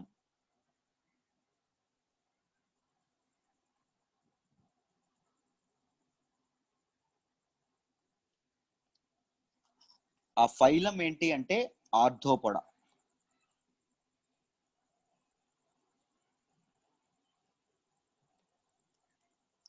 Right? ఇవన్నీ నోట్ చేసుకోండి, నేను చెప్పినవన్నీ జాగ్రత్తగా. ఇంపార్టెంట్ యూజెస్ ఏంటి బటర్ఫ్లైస్ తాలూకా, ఇవన్నీ మీకు ఎన్విరాన్మెంట్ మీద కానీ వీటి మీద కానీ ఏమైనా క్వశ్చన్ వస్తే ఇవన్నీ పాయింట్స్ మెన్షన్ చేస్తే మెయిన్స్ లో చాలా బాగుంటుంది. Right? I hope it is clear. Let's move to the next article. Okay, before going to the next article, we are launching our wonderful course UPSC current affairs అండి. మీరు రోజు Hindu analysis చూస్తున్నారు, ఎంత detailed గా చేస్తున్నాం. Thank you for the overwhelming response. Literally చాలా చాలా support చేస్తున్నారు, చాలా లైక్స్ ఇస్తున్నారు, షేర్లు చేస్తున్నారు, కామెంట్స్ అనేవి కూడా బాగా చేస్తున్నారు. Thank you so much. ఇలాగే ప్రతిరోజు పెడతాను, ప్రతిరోజు మీకు హిందూ అనాలిసిస్ అనేవి పెట్టడం అనేది మా ఛానల్ ద్వారా, సురేష్ సార్ LTX ఛానల్ ద్వారా పెట్టడం అనేది జరుగుతుంది ప్రతిరోజు. రైట్? హిందూ అనాలిసిస్ ఏదైతే ఉంటుందో, హిందూ అనాలిసిస్ తో పాటుగా హిందూ అనాలిసిస్ లో కొన్ని వాటికే కవర్ అవుతాయి. దాంతో పాటు కరెంట్ అఫైర్స్ అనేది మీరు జాగ్రత్తగా గమనిస్తే 30 to 40% ప్రిలిమ్స్ బిట్స్ అనేవి కరెంట్ అఫైర్స్ నుంచే వస్తాయండి. ఎక్కువగా స్టూడెంట్స్ స్ట్రగుల్ అయ్యేది కూడా కరెంట్ అఫైర్స్ ద్వారానే. నెక్స్ట్ దాంతో పాటు స్టాటిక్ నుంచి క్వశ్చన్స్ ఏవైతే వస్తాయో, ఎకానమీకి సంబంధించిన క్వశ్చన్ కానీ, లేకపోతే వీటి గురించి క్వశ్చన్ కానీ, పాలిటిక్స్ సంబంధించిన క్వశ్చన్ కానీ, అవి కరెంట్ అఫైర్స్ లింక్ చేసి అడుగుతాడు. రీసెంట్ గా వచ్చిన కరెంట్ అఫైర్స్ తో లింక్ ఉన్నటువంటి స్టాటిక్ క్వశ్చన్స్ అడగడం అనేది జరుగుతుంది maximum. So current affairs play very important role in UPSC preparation అండి. సో మేబీ కోర్స్ లాంచ్ చేయడం అనేది జరిగింది. దీనిలో భాగంగా ఏం చేస్తామంటే, డైలీ హిందూ అనాలిసిస్ పర్ఫెక్ట్ గా చేస్తాము. ప్రతి ఆర్టికల్ డిస్కస్ చేయడం అనేది జరుగుతుంది, along with every editorial, every article. దాంతో పాటు ప్రిలిమ్స్ MCQ డిస్కషన్ ఏదైతే ఉంటుందో ఎవ్రీ ఆల్టర్నేట్ డేస్, రోజు తప్పించి రోజు, రైట్? రోజు తప్పించి రోజు 20 బిట్స్, ఒక సెషన్ లో 20 ప్రిలిమ్స్ బిట్స్ అనేవి డిస్కస్ చేయడం జరుగుతుంది డీటెయిల్డ్ గా, వెరీ డీటెయిల్డ్ గా. ఈ 20 బిట్స్ కి 4 ఆప్షన్స్ ఉంటాయి. సో 20 into 4 ఎంత అండి? 80. ఎవ్రీ ఆల్టర్నేట్ డే మీరు 80 కాన్సెప్ట్స్ గురించి తెలుసుకోవచ్చు, 80 కాన్సెప్ట్ల గురించి తెలుసుకోవచ్చు, పోనీ తక్కువలో 40 కాన్సెప్ట్ల గురించి తెలుసుకోవచ్చు. మిమ్మల్ని మాస్టర్స్ చేసే ఎయిమ్తో, మిమ్మల్ని కరెంట్ అఫైర్స్ లో మిమ్మల్ని మాస్టర్స్ చేసే ఎయిమ్తో ఇది లాంచ్ చేయడం అనేది జరిగింది. నేనే చెప్తా స్వయంగా, నాది హామీ. రైట్, మిమ్మల్ని పూర్తి మాస్టర్స్ గా, నిష్ణాతులుగా కరెంట్ అఫైర్స్ లో తీర్చిదిద్దే బాధ్యత నాది. ప్రతి కరెంట్ అఫైర్స్ లో ఎలాంటి క్వశ్చన్ ఇచ్చినా మీరు ఆన్సర్ చేయగలిగేలా చేసే బాధ్యత నాది. Right, I'm promising you that. Right, దాంతో పాటు కరెంట్ అఫైర్స్ మీద వచ్చినటువంటి క్వశ్చన్ ఏదైతే ఉంటుందో, అది మెయిన్స్ క్వశ్చన్ ఏదైతే ఉంటుందో దానిని మనం దీనిలో కవర్ చేయడం అనేది జరుగుతుంది. మనం ఎవ్రీ వీక్లీ, ప్రతి సండే 2 to 3 క్వశ్చన్స్ ఏవైతే ఉంటాయో వాటిని మనం సండే డిస్కస్ చేయడం. Mains answer question current affairs మీద వచ్చింది, ఎలా రాయాలి, దాన్ని ఎలా అప్రోచ్ అవ్వాలి, స్ట్రక్చరైజ్ ఎలా చేసుకోవాలి, మీరు ఇలా ప్రతిదీ డీటెయిల్డ్ గా డిస్కస్ చేయడం అనేది జరుగుతుంది లైవ్ సెషన్స్ లో. లైఫ్ టైం వ్యాలిడిటీతో వస్తున్న కోర్సు, మళ్ళీ మళ్ళీ చెప్తున్నాను, ఒక్కసారి కడితే చాలు, మీరు ఎన్నాళ్ళు ప్రిపేర్ అయితే అన్నాళ్ళు మీరు దీంతో ఇది చేయొచ్చు. గుర్తుపెట్టుకోండి, this is the very most important feature of this course. Fee ఎంత అంటే మామూలుగా 7,000 అండి, కానీ ఇనాగ్రల్ ఆఫర్ కింద 5,000కే ఇవ్వడం అనేది జరుగుతుంది. కేవలం 5,000కే ఇస్తున్నాము, లైఫ్ టైం వ్యాలిడిటీతో వస్తుంది, కరెంట్ అఫైర్స్ కోర్స్. గుర్తుపెట్టుకోండి, ఎవ్రీడే వస్తుంది. ఫీ అనేది అక్టోబర్ 12 వరకు అప్లికేబుల్ అవుతుంది 5,000 ఫీజు. దీన్ని మళ్ళీ 7,000కి రివైజ్ చేయబోతున్నాం అక్టోబర్ 12 తర్వాత. సో జాగ్రత్తగా కొద్దిగా వైజ్ గా డెసిషన్ తీసుకుంటారనుకుంటున్నాను. నన్ను నమ్మండి, you will rock. Current affairs లో మీరు అద్భుతంగా తయారవుతారు. రైట్, ఏమైనా మా కరెంట్ అఫైర్స్ కోర్స్ జాయిన్ అవ్వాలంటే ఈ నెంబర్ కి ఫోన్ చేయండి, సురేష్ సార్ మీ డౌట్స్ అనేవి ఇవి చేస్తారు. Thank you. నెక్స్ట్ ఆర్టికల్ చూడండి. State can't term slow down A public emergency అని సుప్రీం కోర్టు చెప్పడం అనేది జరిగింది. What is public emergency? ఈ ఆర్టికల్ గురించి డీటెయిల్డ్ గా డిస్కస్ చేద్దాం, జాగ్రత్తగా చూడండి అమ్మా. మన భారత రాజ్యాంగం ఉంది, ఇండియన్ కాన్స్టిట్యూషన్ ఉంది. ఇండియన్ కాన్స్టిట్యూషన్ లో ఆర్టికల్ నెంబర్ 352 ఏదైతే ఉందో, అసలు దీని తాలూకు బ్యాక్గ్రౌండ్ ఏంటో చెప్తాను చూడండి. స్టేట్ అంటే ఇక్కడ ఏంటంటే స్టేట్ గవర్నమెంట్ కాదు, రాజ్యము అని. మన దేశం ఏదైతే ఉందో, సెంట్రల్ గవర్నమెంట్ ఏదైతే ఉందో, సెంట్రల్ గవర్నమెంట్ ఈ COVID-19 ద్వారా స్లో డౌన్ ఏదైతే వచ్చిందో దానిని పబ్లిక్ ఎమర్జెన్సీగా ప్రకటించకూడదు అని చెప్పి సుప్రీం కోర్టు చెప్పింది. ఎందుకు పబ్లిక్ ఎమర్జెన్సీగా ప్రకటించకూడదు, అసలు ఏంటి దీని వెనక బ్యాక్గ్రౌండ్, పబ్లిక్ ఎమర్జెన్సీ అంటే ఏంటి, ఒకవేళ పబ్లిక్ ఎమర్జెన్సీ ప్రకటిస్తే ఏం జరుగుతుంది, ఇలా ప్రతిదీ డిస్కస్ చేద్దాం, జాగ్రత్తగా వినండి. దీన్ని మనం గవర్నెన్స్ లో చదువుకుంటాం, అండ్ కోడ్ వెటిక్స్ లో, జ్యుడిషియల్ వెటిక్స్ లో చదువుకుంటాం, జిఎస్ పేపర్ 2 లో. రైట్, ఆర్టికల్ 352 అనేది ఉంటుంది మన ఇండియన్ కాన్స్టిట్యూషన్ లో. అది ఏం చేస్తుంది అంటే ప్రొక్లమేషన్ ఆఫ్ ఎమర్జెన్సీ, గవర్నమెంట్ కి ఎమర్జెన్సీని ప్రొక్లైమ్ చేసేటటువంటి, ఇంట్రడ్యూస్ చేసేటటువంటి హక్కును కల్పిస్తుంది. అత్యవసర స్థితిని ఇది చేసేటటువంటి ఇది అవ్వడం అనేది కల్పిస్తుందండి. రైట్, ఒరిజినల్ గా ఆర్టికల్ 350లో ఏముండేది అంటే, ఏం చెప్పారు అంటే ఎమర్జెన్సీ అనేది ఏ టైంలో ఇవ్వాలి అని చెప్పారు అంటే, ఎమర్జెన్సీ అనేది ఇవ్వచ్చు, కానీ ఏ టైంలో అని చెప్పారు అంటే వార్ టైంలో, ఎక్స్టర్నల్ అగ్రెషన్ ఉన్న టైంలో, యుద్ధ సమయాల్లోనే బయట నుంచి థ్రెట్స్ కానీ ఉన్నప్పుడు కానీ, ఇంటర్నల్ డిస్టర్బెన్సెస్ ఉన్నప్పుడు కానీ, అంతర్గతంగా గొడవలుగా, తగాదాలుగా డిస్టర్బెన్సెస్ ఉన్నప్పుడు కానీ ఎమర్జెన్సీని మీరు ఇది చేయొచ్చు అని చెప్పడం అనేది జరిగింది. నెక్స్ట్ ఆర్టికల్ 353 ఏం చెప్తుందో చూడండి. ఆర్టికల్ 353 ఏం చెప్తుంది అంటే, ఎమర్జెన్సీ టైంలో సెంట్రల్ గవర్నమెంట్ స్టేట్ గవర్నమెంట్స్ కి ఎగ్జిక్యూటివ్ పవర్స్ ఎలా వాడాలో, ఏం పని చెయ్యాలో సూచనలు చేయొచ్చు అని చెప్పడం అనేది జరిగింది. రెండవది ఏం చెప్పింది అంటే ఆర్టికల్ 353లో పార్లమెంట్ కి ఒక హక్కు ఇచ్చిందండి, సెంట్రల్ గవర్నమెంట్ కి ఒక హక్కు ఇచ్చింది. ఏ హక్కు అంటే స్టేట్ సబ్జెక్ట్ లో ఉన్నటువంటి, మన కాన్స్టిట్యూషన్ నిన్నే మనం మాట్లాడడం, 7th షెడ్యూల్ ఉంటుంది. 7th షెడ్యూల్ లో 3 లిస్టులు ఉంటాయి. యూనియన్ లిస్ట్ ఉంటుంది, స్టేట్ లిస్ట్ ఉంటుంది, కాన్కరెంట్ లిస్ట్ ఉంటుంది. యూనియన్ లిస్ట్ లో ఉన్నటువంటి ఏవైతే ఆస్పెక్ట్స్ ఉంటాయో వాటి మీద సెంట్రల్ గవర్నమెంట్ మాత్రమే డెసిషన్స్ తీసుకోవాలి. స్టేట్ లిస్ట్ లో ఉన్నటువంటి లిస్ట్ మీద స్టేట్ గవర్నమెంట్ మాత్రమే డెసిషన్స్ తీసుకోవాలి. కాన్కరెంట్ లిస్ట్ మీద ఉన్నటువంటి ఆస్పెక్ట్స్ మీద both union government and state government, central government and state government రెండు తీసుకోవచ్చు. ఓకేనా? సో సెంట్రల్ గవర్నమెంట్ అనేది స్టేట్ గవర్నమెంట్ లో ఉన్నటువంటి వాటి మీద, సబ్జెక్ట్స్ మీద కూడా డెసిషన్స్ తీసుకోవచ్చు అని చెప్పి ఏ టైంలో, ఎమర్జెన్సీ టైంలో ఆర్టికల్ 353 చెప్పడం అనేది జరుగుతుంది. ఇప్పుడు ఆర్టికల్ 358 ఉంది. ఆర్టికల్ 358 ఏం చెప్తుంది అంటే ఎమర్జెన్సీ టైంలో ఆర్టికల్ 19 అబాలిష్ చేయొచ్చు అని చెప్పడం అనేది జరిగింది. ఆర్టికల్ 19 ఏమిస్తుందంటే జనాలకి హక్కులు ఇస్తుంది. ఏంటంటే ఫ్రీడమ్ ఆఫ్ స్పీచ్ ఇస్తుంది, వాక్ స్వాతంత్రం అనేది ఇస్తుంది, ఫ్రీడమ్ టు అసెంబ్లీ ఇస్తుంది, ఒక అందరూ సమావేశపరిచే ఇదవుతుంది, freedom to form unions and associations అని ఒకటి ఇస్తుంది, రైట్. దాంతో పాటు ఫ్రీడమ్ ఆఫ్ మూవ్మెంట్ అనేది ఇస్తుంది, దేశంలో ఎక్కడి నుంచి ఎక్కడికైనా తిరగొచ్చు. దాంతో పాటు ఫ్రీడమ్ ఆఫ్ ఎంప్లాయ్మెంట్, దేశంలో ఎక్కడైనా ఎంప్లాయ్మెంట్ చేసుకోవచ్చు, ట్రేడ్ చేసుకోవచ్చు, వ్యాపారం చేసుకోవచ్చు. ఇలాంటివన్నీ ఆర్టికల్ 19 ఇస్తుంది. ఎమర్జెన్సీ టైంలో ఆర్టికల్ 19 అనేది చెల్లబోదు అని చెప్పిన ఆర్టికల్ ఏంటండి? ఆర్టికల్ 358. ఆర్టికల్ 359 ఏం చెప్తుంది అంటే ఫండమెంటల్ రైట్స్, ప్రజలకు ఉన్నటువంటి ప్రాథమిక హక్కులు అనేవి పోతాయి. ఎప్పుడు పోతాయంటే ఎమర్జెన్సీ టైంలో కూడా పోతాయి అని చెప్పడం అనేది జరిగింది, రైట్. ఎమర్జెన్సీ టైంలో చెప్పడం అనేది జరిగింది. తర్వాత ఇందిరాగాంధీ గవర్నమెంట్ ఈ ఇంటర్నల్ డిస్టర్బెన్స్ అనేది ఏదైతే ఉంటుందో దీన్ని ఉపయోగించుకొని ఎమర్జెన్సీ విధించడం అనేది జరిగిందండి, రైట్. ఎమర్జెన్సీ కారణాలు చాలా ఉంటాయి, ఒక రోజు ఇంకో రోజు డీటెయిల్ గా మాట్లాడదాం. ఇందిరాగాంధీ విధించిన ఎమర్జెన్సీ. దాని తర్వాత వచ్చిన జనతా పార్టీ గవర్నమెంట్ ఏదైతే ఉందో అది ఈ ఎమర్జెన్సీకి ఎగనెస్ట్ గా 44th కాన్స్టిట్యూషనల్ అమెండ్మెంట్ అనేది తీసుకురావడం అనేది జరిగింది. రాజ్యాంగానికి 44 సవరణ అనేది చేయడం అనేది జరిగింది. అప్పుడు ఇంటర్నల్ డిస్టర్బెన్స్ అనే పదానికి ఒక పెద్ద ఎక్స్పాన్సివ్ మీనింగ్ ఉంటుంది. ఇంటర్నల్ డిస్టర్బెన్స్ అంటే ఇంటర్నల్ వైలెన్స్ మాత్రమే కాదు, అంతర్గతమైనటువంటి అహింసే కాదు, ఇంకా చాలా మీనింగ్ అనేవి ఉంటాయి. చాలా విషయాల్లో ఇంటర్నల్ డిస్టర్బెన్సెస్ అనేవి జరగచ్చు అని చెప్పడం అనేది జరిగింది. మధ్యలో సర్కారా కమిషన్ అని చెప్పి ఒక కమిషన్ అనేది వేయడం జరిగింది. ఈ కమిషన్ ఎందుకు వేశారు అంటే relationships between centre and state గురించి మాట్లాడడానికి వేశారండి, రైట్. వాళ్ళు కూడా కొన్ని ఇవనే చేయడం జరిగింది. రిపోర్ట్ ఇవ్వడంలో ఏం చెప్పారు అంటే ఇంటర్నల్ డిస్టర్బెన్స్ అనే పదం అనేది పదానికి ఆర్మ్డ్ రెబలియన్ అని చెప్పి ఒక పదం యాడ్ చేయమన్నారు. దాంతో పాటు ఎమర్జెన్సీ అనేది ఇంటర్నల్ ఎమర్జెన్సీ ఏదైతే ఉంటుందో అది నేచురల్ మోడ్ లో కూడా రావచ్చు, నేచర్ మేడ్ కూడా కావచ్చు, ఒక పాండమిక్ లాంటివి రావచ్చు, లేకపోతే ఒక డిజాస్టర్ లాంటిది రావచ్చు, ఒక కరువు రావచ్చు, ఒక తీవ్రమైన వరదలు రావచ్చు, ఎలా అయినా ఇంటర్నల్ డిస్టర్బెన్స్ జరగచ్చు. ఇంటర్నల్ డిస్టర్బెన్స్ పరిమితులు లేవు అని చెప్పడం అనేది జరిగింది, రైట్. ఇలా ఇలా చెప్పడం అనేది జరిగింది ఆ కమిషన్.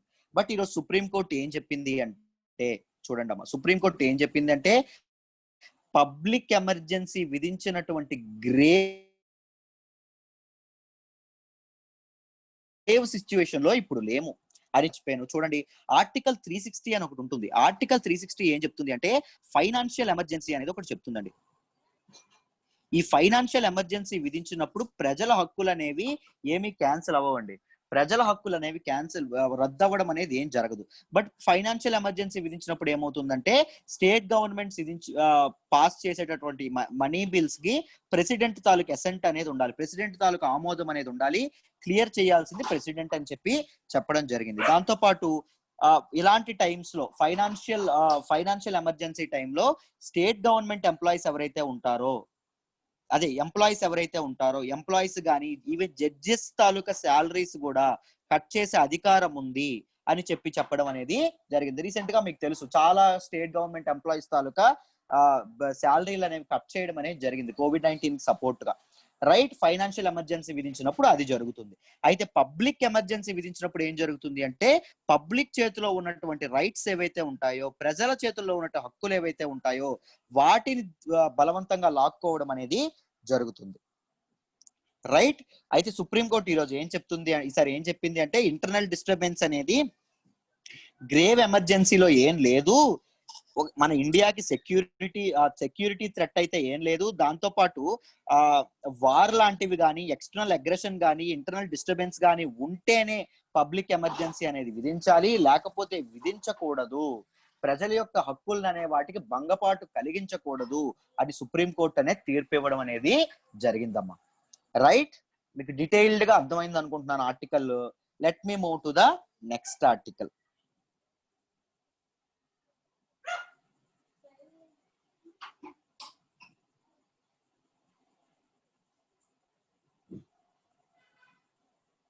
బేసికల్లీ ఇది ఎందుకు వచ్చింది అంటే Section 5 of the factories act ఏదైతే ఉందో దాని ప్రకారంగా గుజరాత్ గవర్నమెంట్ అనేది ఇది ఇవ్వాలని చూసిందమ్మా. గుజరాత్ గవర్నమెంట్ అనేది ఇది చేయడం అనేది ఓవర్ టైం వర్కర్స్ తాలూకు ఓవర్ టైం ఏదైతే ఉంటుందో వేజెస్ ని కట్ చేయాలని చూసింది, నోటిఫికేషన్ ఇష్యూ చేసింది. రైట్, బ్లాంకెట్ నోటిఫికేషన్ అనేది ఒకటి ఇష్యూ చేయడం జరిగింది.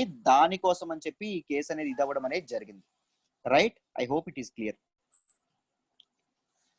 EU should not condone amnesty's actions. Amnesty అంటే ఏంటో తెలుసుకోవాలి. దాని తర్వాత యుఎస్ అండ్ EU ఎందుకు వాటిని కండోన్ చేస్తున్నాయి, సపోర్ట్ చేస్తా ఐ మీన్ యామ్నెస్టీ యాక్షన్స్ ఎందుకు అవి సపోర్ట్ చేస్తున్నాయో తెలుసుకోవాలి. రైట్, యామ్నెస్టీ అంటే ఏంటో మొదట తెలుసుకుందాం. జాగ్రత్తగా వినండి, క్లియర్ గా మీకు అర్థమైపోతుంది. ఓకేనా? యామ్నెస్టీ ఇంటర్నేషనల్ అంటే ఏంటి అంటే ఇది ఒక ఇంటర్నేషనల్ ఎన్జిఓ అండి. Amnesty international is an international NGO. ఒక్క నిమిషం అండి, చెప్తాను. డీటెయిల్డ్ గా దీని గురించి మాట్లాడదాం, జాగ్రత్తగా వినండి. ఓకేనా? క్లియర్ గా మీకు అర్థమైపోవడం అనేది, డీటెయిల్ గా అర్థం అవడం అనేది జరుగుతుంది. 1 minute.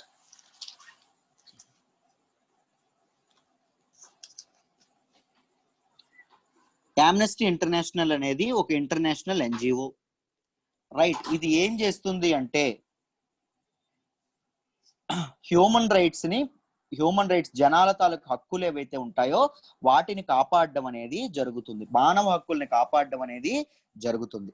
రైట్, ప్రభుత్వాల యొక్క అవకాశవాదం ప్రజల హక్కుల మీద దండెత్తకుండా, మానవ హక్కుల మీద దండెత్తకుండా కాపాడేది ఏంటి అంటే యామ్నెస్టీ ఇంటర్నేషనల్ లాంటి ఆర్గనైజేషన్స్, ఎన్జిఓస్. రైట్, దీనికి 1977లో నోబెల్ ప్రైజ్ కూడా రావడం అనేది జరిగింది. యామ్నెస్టీ ఇంటర్నేషనల్ ఇండియా ఏదైతే ఉందో దీని తాలూకు హెడ్ క్వార్టర్స్ ఎక్కడున్నాయి అంటే బెంగళూరులో ఉండడం అనేది జరిగిందమ్మా.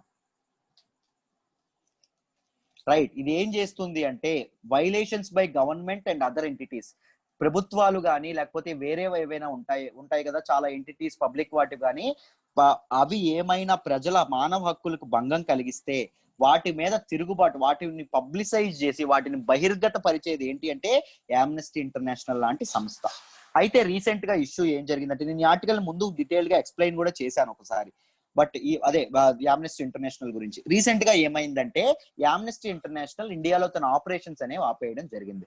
ఎందుకు అంటే గవర్నమెంట్ ఆఫ్ ఇండియా అనేది యామ్నెస్టీ ఇంటర్నేషనల్ తాలూకా బ్యాంక్ అకౌంట్స్ అనేవి సీజ్ చేయడం అనేది జరిగింది. మానవ హక్కుల్ని కాపాడేలాంటి ఇలాంటి అద్భుతమైన ఇంటర్నేషనల్ సంస్థల యొక్క బ్యాంక్ అకౌంట్ సీజ్ చేయడం ఏదైతే ఉందో అది ఒక విపరీతమైన చర్య. దాన్ని మేము యామ్నెస్టీ యాక్షన్స్ ఏవైతే ఉంటాయో అదే యామ్నెస్టీ యాక్షన్స్ కి ఒక అడ్డుకట్ట వేయడం అనేది చాలా తప్పు అని చెప్పి యూరోపియన్ యూనియన్ గానీ యుఎస్ గానీ చెప్పడం గానీ జరిగింది, స్టేట్మెంట్స్ పాస్ చేయడం జరిగింది. యుఎస్ గానీ యూరోపియన్ యూనియన్ గానీ యామ్నెస్టీ ఇంటర్నేషనల్ యొక్క యాక్షన్స్ ని సపోర్ట్ చేయడం అనేది చాలా తప్పు అని మన గవర్నమెంట్ చెప్తుంది. ఎందుకు అంటే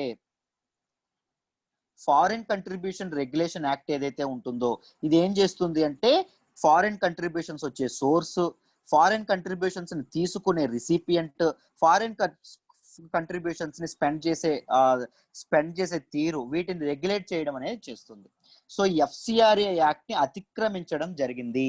లా ఆఫ్ ల్యాండ్ ని, మా లాస్ ని, అవర్ లాస్ ని అతిక్రమించడం జరిగింది. ఎవరు అంటే Amnesty international. Right, Amnesty international అనేది హోమ్ మినిస్ట్రీ అనుమతి లేకుండా, మా హోమ్ మినిస్ట్రీ అనుమతి లేకుండా FCRA తాలూకా చట్టాన్ని, FCRA యాక్ట్ ని ఇది చేస్తూ యామ్నెస్టీ ఇండియా ఏదైతే ఉందో వీళ్ళ అకౌంట్ కి చాలా ఎక్కువ మొత్తంలో డబ్బులు పంపించడం అనేది జరిగింది. అందుకే మేము ఈ నిర్ణయం తీసుకున్నాము అని చెప్పి ఇండియన్ గవర్నమెంట్ చెప్పడం అనేది జరిగింది. దీన్ని చాలా మానవ హక్కుల సంఘాలు అనేవి ఏవైతే ఉంటాయి, హ్యూమన్ రైట్స్ ప్రొటెక్షన్ తాలూకు అసోసియేషన్స్ ఏవైతే ఉంటాయో అవి దీన్ని చాలా వ్యతిరేకించడం అనేది జరిగిందండి. రైట్, గవర్నమెంట్ ఆఫ్ ఇండియా ఇది ఒక ప్రతీకార చర్యగా చేసింది. ఎందుకంటే గవర్నమెంట్ ఆఫ్ ఇండియా చేస్తున్న చర్యలు మానవ హక్కులను ఉల్లంఘించాలని ప్రయత్నిస్తూ ఉంటే యామ్నెస్టీ ఇంటర్నేషనల్ అడ్డుపడుతుంది. కాబట్టి యామ్నెస్టీ ఇంటర్నేషనల్ ఆపరేషన్స్ అనేవి ఆఫ్ చేయడానికి ఇలా చేయడం జరిగింది గవర్నమెంట్ ఆఫ్ ఇండియా అని చెప్పి చాలా సంఘాలు అనేవి, హ్యూమన్ రైట్స్ అసోసియేషన్స్ అనేవి ఇది చేయడం అనేది జరిగిందమ్మా. రైట్, రీసెంట్ గా జమ్మూ అండ్ కాశ్మీర్ ఇష్యూలోని ఇంటర్నెట్ బ్యాన్ చేయడం కానీ లేకపోతే ఇలాంటి ఇష్యూస్ ఏవైతే ఉన్నాయో వాటికి ఎగెనెస్ట్ గా మాట్లాడడం మనందరికీ తెలిసిందే. రైట్, యామ్నెస్టీ ఇంటర్నేషనల్ ఎగెనెస్ట్ గా మాట్లాడింది. దాంతో పాటు అక్కడ ఒక human rights national commission on human rights అనేది ఒకటి ఎస్టాబ్లిష్ చేయండి జమ్మూ అండ్ కాశ్మీర్ లో, ఎందుకంటే జనాలకి అక్కడ ఇది చేసే హక్కు కూడా లేదు, కంప్లైంట్ చేసే ఒక ప్లాట్ఫామ్ కూడా లేదని చెప్పడం జరిగింది. దాంతో పాటు చాలా మంది పొలిటీషియన్స్ ని, చాలా మందిని యాక్టివిస్ట్ ని, చాలా మందిని డిటైన్ చేశారు. ఆర్టికల్ 370 ఇది చేసిన తర్వాత, అబాలిష్ చేసిన తర్వాత నేషనల్ సెక్యూరిటీకి భంగం కలుగుతుందని చెప్పి చాలా మంది డిటైన్ చేశారు. దానివల్ల మానవ హక్కులు అనేవి పోతాయి, ఫ్రీడమ్ ఆఫ్ స్పీచ్ అనేది పోతుంది. దాంతో పాటు right of humans to avoid against torture ని, వ్యాధికి దూరంగా, వ్యాధిని తప్పించుకునే శక్తి అనేది పోతుంది, రైట్ అనేది పోతుంది హ్యూమన్స్ కి, మనుషులకి అని చెప్పి ఎవరు చెప్పడం జరిగింది? ఆమ్నెస్టీ ఇంటర్నేషనల్ చెప్పడం అనేది జరిగిందమ్మా. రైట్. సో అందుకోసం అని చెప్పి గవర్నమెంట్ అనేది ఈ చర్య తీసుకుంది. దానికి కారణంగా ఈ FCRA అనేది మధ్యలోకి తీసుకొచ్చింది అని చెప్పి చాలా మంది చెప్పడం అనేది జరుగుతుంది. బట్ గవర్నమెంట్ ఆఫ్ ఇండియా ఏమంటుందంటే, ఈ ఆమ్నెస్టీ ఇంటర్నేషనల్ చర్యలే కాదు, గత 5 సంవత్సరాలుగా చాలా NGOs యొక్క ట్రాన్సాక్షన్స్ మేము బ్యాన్ చేశాము అని చెప్పడం అనేది జరిగింది ఆమ్నెస్టీ ఇంటర్నేషనల్. ఏదైతే US అండ్ EU ఎవరిని సపోర్ట్ చేశారంటే ఆమ్నెస్టీ ఇంటర్నేషనల్ సపోర్ట్ చేశారు. సో అలా సపోర్ట్ చేయడం అనేది తప్పు అని చెప్పి గవర్నమెంట్ అనేది చెప్పడం అనేది జరిగింది. Right. I hope me article మీకు డీటెయిల్డ్ గా అర్థమైంది అనుకుంటున్నాను. Let's move to the next article. Next article గురించి మాట్లాడే ముందు మన UPSC ఇన్ఫినిటీ మన కోర్స్ గురించి మాట్లాడదాం. UPSC infinity is the flagship course offered at our institute and it is the premium course offered at our institute. Because the beauty of this course is it comes with lifetime validity. ఒకసారి join అయితే మీరు ఎన్నాళ్ళు prepare అయితే అన్నాళ్ళు మీరు coaching అనేది తీసుకోవచ్చు. Student centric approach అనేది ఉంటుంది. ఫ్రమ్ వెరీ బేసిక్స్, లోతుల నుంచి, పునాదుల నుంచి అడ్వాన్స్డ్ లెవెల్ వరకు చెప్పడం అనేది జరుగుతుంది. Daily mains answer writing practice అనేది చేపిస్తాము. Everyday mains answer writing practice అనేది చేపిస్తాము. మీరు రాసిన ఆన్సర్స్ కి రెస్పెక్టివ్ ఫ్యాకల్టీ మెంబర్స్ కరెక్ట్ చేసి కన్స్ట్రక్టివ్ ఫీడ్బ్యాక్ అనేది కూడా మీకు ఇవ్వడం అనేది జరుగుతుంది. So that you can improve your skills in essay writing. Lowest fee in the country అండి. దేశంలోనే మేము సగర్వంగా చెప్తామండి, గర్వంగా చెప్తాం. కేవలం ఫీజు ప్రెజెంట్ దీనికి 40,000 పెట్టాము. ముందు 50,000 ఉండేది. జస్ట్ ఆఫర్ కింద అక్టోబర్ 15th వరకు 40,000కు తగ్గించడం అనేది జరిగింది. 40,000 ఒకేసారి కట్టాలంటే అక్కర్లేదు. 10,000 చొప్పున 4 ఇన్స్టాల్మెంట్ లో కట్టొచ్చు. It is a prelims plus mains plus interview course అండి. లైఫ్ టైం వ్యాలిడిటీతో వస్తుంది. APPSC, TSPSC, IBPS, SSC notifications ఒకసారి వచ్చాయనుకోండి మీ UPSC ప్రిపరేషన్ లో, ఆ ఎక్స్ట్రా సిలబస్ ను కూడా విత్ సింగిల్ పెన్నీ కూడా, పైసా కూడా మీ నుంచి తీసుకోకుండా ఆ ఎక్స్ట్రా సిలబస్ ను కూడా మా ఫ్యాకల్టీ కవర్ చేయడం అనేది జరుగుతుంది. ఏమైనా డౌట్స్ ఉంటే అన్లిమిటెడ్ గ్రాండ్ టెస్ట్లు, మాక్ టెస్ట్లు కూడా పెడతాము. రైట్. UPSC ఇన్ఫినిటీ కిందకి ఏమైనా డౌట్స్ ఉంటే ఇది సురేష్ సార్ నెంబర్కి ఒకసారి కాంటాక్ట్ చేయండి అమ్మా. Right. Let's move to the next article. Next article వచ్చేసి most gig workers lost income during pandemic. Pandemic టైంలో గిగ్ వర్కర్స్ చాలా మంది ఇదవ్వడం అనేది, వాళ్ళ తాలూకా ఇన్కమ్ అనేది లూజ్ అవ్వడం అనేది జరిగిందని చెప్పి చెప్పారండి. వాట్ ఆర్ గిగ్ వర్కర్స్ అంటే, ఆ గిగ్ వర్కర్స్ అంటే ఏంటి అని ముందు మనం మాట్లాడుకుందాం. జాగ్రత్తగా వినండి, క్లియర్ గా డీటెయిల్ గా చెప్తాను, మీకు ఈజీగా అర్థమైపోతుంది. సింపుల్ మీనింగ్ ఏంటంటే, gig workers are part time workers అండి, temporary workers, contract based workers. Traditional గా మనకి ఏం జరుగుతుంది? ట్రెడిషనల్ గా ఏం జరుగుతుందమ్మా, మనకి ఫుల్ టైం వర్కర్స్. మనం ఒక కంపెనీకి వెళ్తే ఉద్యోగం ఉంటే మనకు ఫుల్ టైం వర్క్ ఉంటుంది, మన జీవితం అంతా కంపెనీతో ఉంటుంది, లేకపోతే ఇంకొక కంపెనీకి కొన్నాళ్ళు పోయాక పోతాం లాంగ్ టర్మ్ గా. కానీ ఇందులో ఏం జరుగుతుందంటే, జొమాటో, మీకు ఎగ్జాంపుల్ చెప్పాలంటే స్విగ్గీ, జొమాటో, ఓలాకి పనిచేసే వాళ్ళు, ఉబర్ తోలే వాళ్ళు, వీళ్ళందరూ ఉంటారు కదా, వీళ్ళందరినీ ఏమంటాం అంటే గిగ్ వర్కర్స్ అంటాం. మోటార్ రైడ్స్ చేసే వాళ్ళు, రైట్, వీళ్ళందరూ ఎవరైతే ఉంటారో, ఈ టెక్నాలజీ బేస్డ్ థింగ్ ఎవరైతే ఉంటారో వాళ్ళందరినీ కాంట్రాక్ట్ ఫ్రీలాన్సర్స్ గా పనిచేస్తారు చూసారా, వాళ్ళందరినీ గిగ్ వర్కర్స్ అంటాం. వీళ్ళందరూ వర్క్ చేస్తే నడిచేది ఏంటి అంటే గిగ్ ఎకానమీ.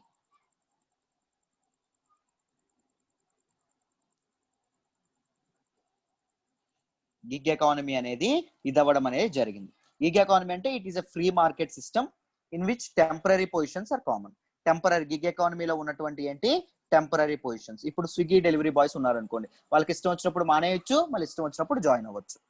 రైట్. వీళ్ళు టెంపరరీ బేస్డ్ గా ఏవైతే ఉంటాయో, ఫ్రీలాన్సర్ బేస్డ్ గా ఏవైతే ఉంటాయో వాటిని అంటాం. ఇండియాలో జనరేట్ అవుతున్న న్యూ ఎంప్లాయ్మెంట్ లో ఆల్మోస్ట్ 56% న్యూ ఎంప్లాయ్మెంట్ వీళ్ళదేనంట, గిగ్ ఎకానమీకి సంబంధించిందేనంటండి. రైట్. ఎక్కువగా వీళ్ళే ఇది అవ్వడం అనేది జరుగుతుందంట. బట్ వీటి వల్ల ఇష్యూస్ ఏంటి అంటే, దే ఆర్ లార్జ్లీ అన్రెగ్యులేటెడ్. వీళ్ళకి రెగ్యులేషన్స్ అనేవి స్పెషల్ గా ఏముండవు. జాబ్ సెక్యూరిటీ అనేది తక్కువగా ఉంటది, బెనిఫిట్స్ అనేవి చాలా తక్కువగా ఉంటది. దాంతోపాటు వీళ్ళు వీళ్ళు వీళ్ళు ఇన్కమ్ ని బార్గెన్ చేయాల్సింది ఎవరితో? పెద్ద పెద్ద కార్పొరేట్స్ తో. సో పెద్దవాళ్ళు ఎప్పుడు బలవంతుడికి బలహీనుడికి జరుగుతున్న దీనిలో ఎవరు నెగ్గుతారు? ఎప్పటికీ బలవంతుడే నెగ్గుతాడు. బలవంతుడికి బలహీనుడికి జరుగుతున్న నెగోషియేషన్స్ లో ఎప్పటికీ బలవంతుడే నెగ్గుతాడు. సో వీళ్ళు చాలా ఎక్స్‌ప్లాయిటేషన్ అనేది జరగొచ్చు, వీళ్ళ పనికి అంటే ఇచ్చిన జీతం కంటే ఎక్కువ పని చేయించుకోవచ్చు అని చెప్పడం కూడా జరుగుతుంది. రైట్? వీళ్ళ gig workers simply on call workers అని కూడా అంటాం వీళ్ళని. రైట్? అంటే ఒకసారి ఇప్పుడు మీరు అర్బన్ కంపెనీ లాంటివి ఏమైనా ఉంటాయి చూసారా, ఒక్క దీనికోసం ఏదైతే పని కోసం వచ్చి అలా చేసి వెళ్ళిపోతారో వాళ్ళని కాంట్రాక్ట్ వర్కర్స్ కానీ వీళ్ళైతే ఎవరు ఉంటారో వీళ్ళని గిగ్ వర్కర్స్ అంటారు. మన ఇప్పుడు ఎలక్ట్రీషియన్ ఉంటాడు, ఎలక్ట్రీషియన్ ఉండే ఆయన ఏం చేస్తారు? ఆయన కూడా గిగ్ వర్కర్ అంటాం. ఎప్పుడైతే మనకు ఫ్యూజ్ పోతుందో లేకపోతే ఎప్పుడైతే వైరింగ్ పోతుందో అప్పుడు ఆయన పిలుస్తాం. రైట్? అప్పుడు అయిపోయిన తర్వాత ఆయనకి డబ్బులు ఇచ్చేస్తాం, ఆయన వెళ్ళిపోతాడు. వాళ్ళని గిగ్ వర్కర్స్ అనడం అనేది జరుగుతుంది. వాళ్ళ తాలూకు ఇన్కమ్స్ అనేవి పెరిగిపోయినాయి అంట. పాండమిక్ ముందు 25,000 మినిమం ఉండేదంట, ఇప్పుడు 15,000 తక్కువకి పడిపోవడం అనేది జరిగింది అని చెప్పి చెప్తున్నారు. రైట్? వీళ్ళ COVID-19 అందరినీ ఎలా అయితే కుదిపేసిందో, వుహాన్ లో ఉన్నటువంటి ఒక చిన్న మార్కెట్ నుంచి వచ్చి ప్రపంచాన్నే కుదిపేసినటువంటి COVID-19 వీళ్ళ బతుకుల్ని కూడా కుదిపేసింది అని చెప్పి ఆర్టికల్లో చెప్పడం అనేది జరిగింది. I hope it is clear అమ్మా. ఈ ఆర్టికల్ అర్థమైంది అనుకుంటున్నాను. What are gig workers, what is gig economy అని అర్థమైంది అనుకుంటున్నాను. Let's move to the next article. No decision yet on Australia's participation in Malabar drills. Malabar drills అంటే ఏంటి అంటే, it is a maritime military exercise అండి, naval military exercise between which of the following countries? India, US and Japan. India, US, Japan. అయితే దీనిలోకి ఏం చేస్తున్నారంటే next మనకి October లో క్వాడ్ కంట్రీస్ మీటింగ్ అనేది ఉంది. క్వాడ్ కంట్రీస్ మీటింగ్ అనేది ఉంది. క్వాడ్ కంట్రీస్ ఏంటి అంటే, క్వాడ్ అంటే క్వాడ్రిలేటరల్ సెక్యూరిటీ, మనకి మీ అందరికీ తెలుసు. వీటి గురించి నేను చెప్పాను. క్వాడ్రిలేటరల్ సెక్యూరిటీ కౌన్సిల్ మెంబర్ ఎవరు? ఇండియా, యుఎస్, జపాన్, దాంతోపాటు ఆస్ట్రేలియా. రైట్? ఇవన్నీ ఉంటాయి. అయితే ఈ మిలిటరీ కోఆపరేషన్ లోకి ఈ క్వాడ్ టీం ఎవరైతే ఉంటుంది, క్వాడ్ ఎందుకు పనిచేస్తుందండి, what is the aim of quad అని ఆల్రెడీ చెప్పాను. ఇండో పసిఫిక్ రీజియన్ ఏదైతే ఉంటుందో, ఇండో పసిఫిక్ రీజియన్ లో ఫ్రీ ఓపెన్ ఎకానమిక్ ఇంక్లూజివ్నెస్ ఉండాలి, అందరికీ రిసోర్సెస్ షేర్ అవ్వాలి, ఒక కంట్రీ యొక్క ఆధిపత్యం ఉండకూడదు, ఏ ఒక్క కంట్రీ యొక్క ఇన్వాల్వ్మెంట్ ఉండకూడదు. మీకు గట్టిగా మాట్లాడుకుంటే చైనా ఎక్కువ ఇన్వాల్వ్ అవ్వాలని చూస్తుంది, పసిఫిక్ ఇది ఇండో పసిఫిక్ రీజియన్ ఎక్కువగా ఆక్రమించాలని చూస్తుంది, ఎక్కువగా ఇంటర్ఫియర్ అవ్వాలని చూస్తుంది. రైట్? ఇంటర్నేషనల్ వాటర్స్ లోకి తన తాలూకు ఇన్వాల్వ్మెంట్ అనేది పెరుగుతుంది. So these quad countries are against China అనుకోండి. రైట్? ఎగెనెస్ట్ చైనా అనుకోండి. ఎందుకంటే ఇండో పసిఫిక్ రీజియన్ లో ఇప్పుడు థ్రెట్ ఎవరి నుంచి ఉందంటే చైనా నుంచి, ఒక్కదాని నుంచే ఉంది. అయితే ఈ క్వాడ్ కంట్రీలో ఉన్నటువంటి 3 కామన్ ఏంటండి? India, US, Japan common. So ఈ ఆస్ట్రేలియాని కూడా మలాబర్ ఏదైతే ఉందో మలాబర్ లోకి తీసుకురావాలనుకుంటున్నారు, మలాబర్ డ్రిల్స్ లోకి తీసుకొచ్చే ఆలోచనలు జరుగుతున్నాయి. కానీ ఇండియా దీనికి అపోజ్ చేస్తుంది. ఎందుకు అంటే చైనా అనేది తనకి ఎగెనెస్ట్ గా, it is a counter move. ఏషియాలో తన బలం అనేది పెరగకుండా ఉండడానికి ఈ మల్టీలాటరల్ ఆర్గనైజేషన్స్ అందరూ కలిపి, అదే ఈ పెద్ద పెద్ద కంట్రీస్ ఏవైతే ఉన్నాయో ఈ 4 కంట్రీస్ అన్ని కలిపి ఒక డ్రిల్స్ అనేవి, మ్యారిటైమ్ డ్రిల్స్ అనేవి చేస్తున్నారు. సో చైనాని అనగదొక్కడానికి, చైనా పవర్స్ ని అండర్మైన్ చేయడానికే ఇది జరుగుతుంది. అది అలా ఒకవేళ చైనా అలా అనుకుంటే రీసెంట్ ఎల్ఏసి స్టాండ్ ఆఫ్ ఏదైతే ఉందో అది ఇంకా ఉధృతం అవుతుందండి. రైట్? ఎల్ఏసి స్టాండ్ ఆఫ్ అనేది ఇంకా చైనా ఆగ్రహం అనేది జరుగుతుంది. దాంతోపాటు చైనా అనేది రిటాలియేటరీ థింగ్స్ కూడా చేయొచ్చు, రిటాలియేటరీ యాక్షన్స్ కూడా చేపట్టచ్చు. అది కూడా గవర్నమెంట్ కి చాలా ఇబ్బంది. ఇండియా ఒకవేళ చైనా రిటాలియేట్ చేస్తే, బికాస్ చైనా ఈజ్ ఏ కొద్దిగా మన ఇండియా కంటే కొద్దిగా హ్యూజ్ ఎకానమీ కాబట్టి. సో అందుకోసం అని చెప్పి దీనిలోకి ఇది రాకుండా ఉంటున్నారని చెప్పి చెప్తున్నారు. దాంతోపాటు యుఎస్ అండ్ ఇండియా పార్ట్నర్షిప్స్ గురించి కూడా చెప్తున్నారు. ఎందుకంటే 2+2 మీటింగ్ అనేది అక్టోబర్ లో జరగనుంది. 2+2 మీటింగ్స్ అంటే ఏంటి అంటే ఈ ఒక కంట్రీ యొక్క ఫారిన్ మినిస్టర్, ఆ కంట్రీ యొక్క డిఫెన్స్ మినిస్టర్. సేమ్ అవతల కంట్రీ యొక్క ఫారిన్ మినిస్టర్, అవతల కంట్రీ యొక్క డిఫెన్స్ మినిస్టర్, వీళ్ళిద్దరు మీటింగ్ అనేది పెట్టుకుంటారు. దాన్ని 2+2 మీటింగ్ అనేది అంటాం. రైట్, అలా మీటింగ్ అనేది జరుగుతుంది. ఆ మీటింగ్ అనేది జరగబోతుంది. సో దీనిలో యుఎస్ అండ్ ఇండియా దీనికోసం స్ట్రాంగ్ కొయిలేషన్ కోసం, స్ట్రాంగ్ ఎలైగా ఇదవ్వడానికి ముందుకు వెళ్తున్నాయని చెప్పడం అనేది జరిగింది. దాంతోపాటు యుఎన్ఎస్సి సీట్ అండి, యునైటెడ్ నేషన్స్ సెక్యూరిటీ కౌన్సిల్ అనేది మీకు తెలుసు. యునైటెడ్ నేషన్స్ అంటే ఐక్యరాజ్య సమితి భద్రతా మండలి ఏదైతే ఉందో దానిలో పర్మనెంట్ మెంబర్షిప్ కోసం ఎంతమంది ఉంటారు? పర్మనెంట్ మెంబర్స్ 5 ఉన్నారు. Permanent members. Non permanent members ఎంతమంది ఉన్నారు? 10 మెంబర్స్ ఉన్నారు. ఇండియా అనేది రీసెంట్ గా నాన్ పర్మనెంట్ మెంబర్ గా 2 years టర్మ్ ఎలక్ట్ అవ్వడం అనేది జరిగింది, ఎన్నిక అవ్వడం అనేది జరిగింది. ఈ నాన్ పర్మనెంట్ మెంబర్ గా ఉన్నటువంటి ఇండియా ఏదైతే ఉందో పర్మనెంట్ మెంబర్ గా అవ్వాలనుకుంటున్నారు. పర్మనెంట్ మెంబర్ గా అవ్వాలనుకుంటున్న కంట్రీస్ తాలూకు యూనియన్ ఏంటి అంటే G4 అంటాం, గ్రూప్ ఆఫ్ 4 నేషన్స్. ఆ గ్రూప్ ఆఫ్ 4 నేషన్స్ ఏంటి అంటే బ్రెజిల్ ఒకటి, జర్మనీ ఒకటి, ఇండియా ఒకటి, జపాన్ ఒకటి.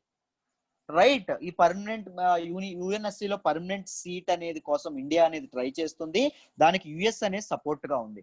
బట్ ఓన్లీ ఎగ్నెస్ట్ గా ఎవరున్నారంటే చైనా మాత్రమే ఉండడం అనేది జరిగింది. రైట్, దీని గురించి ఆర్టికల్లో కూడా డీటెయిల్ గా చెప్పారు. ముఖ్యంగా మలాబర్ డ్రిల్స్ లో ఆస్ట్రేలియా వస్తే ఏమవుతుంది, ఇదైతే ఏమవుతుంది, ముందు కూడా దీని గురించి డీటెయిల్ గా డిస్కస్ చేశానమ్మా చాలా సార్లు. రైట్, ఆస్ట్రేలియా ఇంక్లూజన్ ఎలా ఉంటుంది, మీరు కోర్స్ తీసుకుంటే మీకు ఏమైనా డౌట్స్ ఉన్నా లైవ్ సెషన్ లో అద్భుతంగా అడగచ్చు. ప్రతిదీ మనం డిస్కస్ చేస్తాం. కరెంట్ అఫైర్స్ కోర్స్ అద్భుతమైన కోర్సు, తీసుకోండి. ఓకేనా, నేను సజెస్ట్ చేస్తున్నాను. మిమ్మల్ని మాస్టర్స్ చేసే బాధ్యత నాది కరెంట్ అఫైర్స్ లో. రైట్, నెక్స్ట్ వచ్చేసి ఎన్సిఆర్బి అనేది రీసెంట్ గా 2000 నోట్స్ తాలూకా కౌంటర్ ఫీట్స్ అనేవి ఎక్కువగా ఇదవ్వడం అనేది జరిగిందని చెప్పారు. డేటా షో ఏం చెప్తుంది అంటే ఫేక్ కరెన్సీ ఏదైతే ఉందో 2018లో సీజ్ చేసినటువంటి ఫేక్ కరెన్సీ కంటే 2019లో సీజ్ చేసినటువంటి ఫేక్ కరెన్సీ అనేది చాలా ఎక్కువ మొత్తంలో సీజ్ చేయడం అనేది జరిగింది అని చెప్తున్నారండి. రైట్, ఎక్కువ మొత్తంలో సీజ్ చేయడం అనేది జరిగిందని చెప్తున్నారు. National crime records bureau, NCRB అంటే మీ అందరికీ తెలుసు.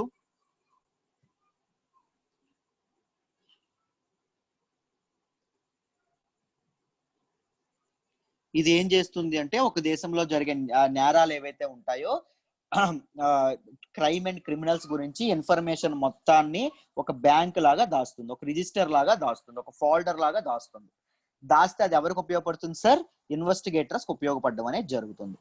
సో ఈ రోజు దేని మీద చెప్పింది అంటే నకిలీ నోట్లు, ఫేక్ కరెన్సీ ఏదైతే ఉంటుందో దాని మీద చెప్పడం అనేది జరిగింది.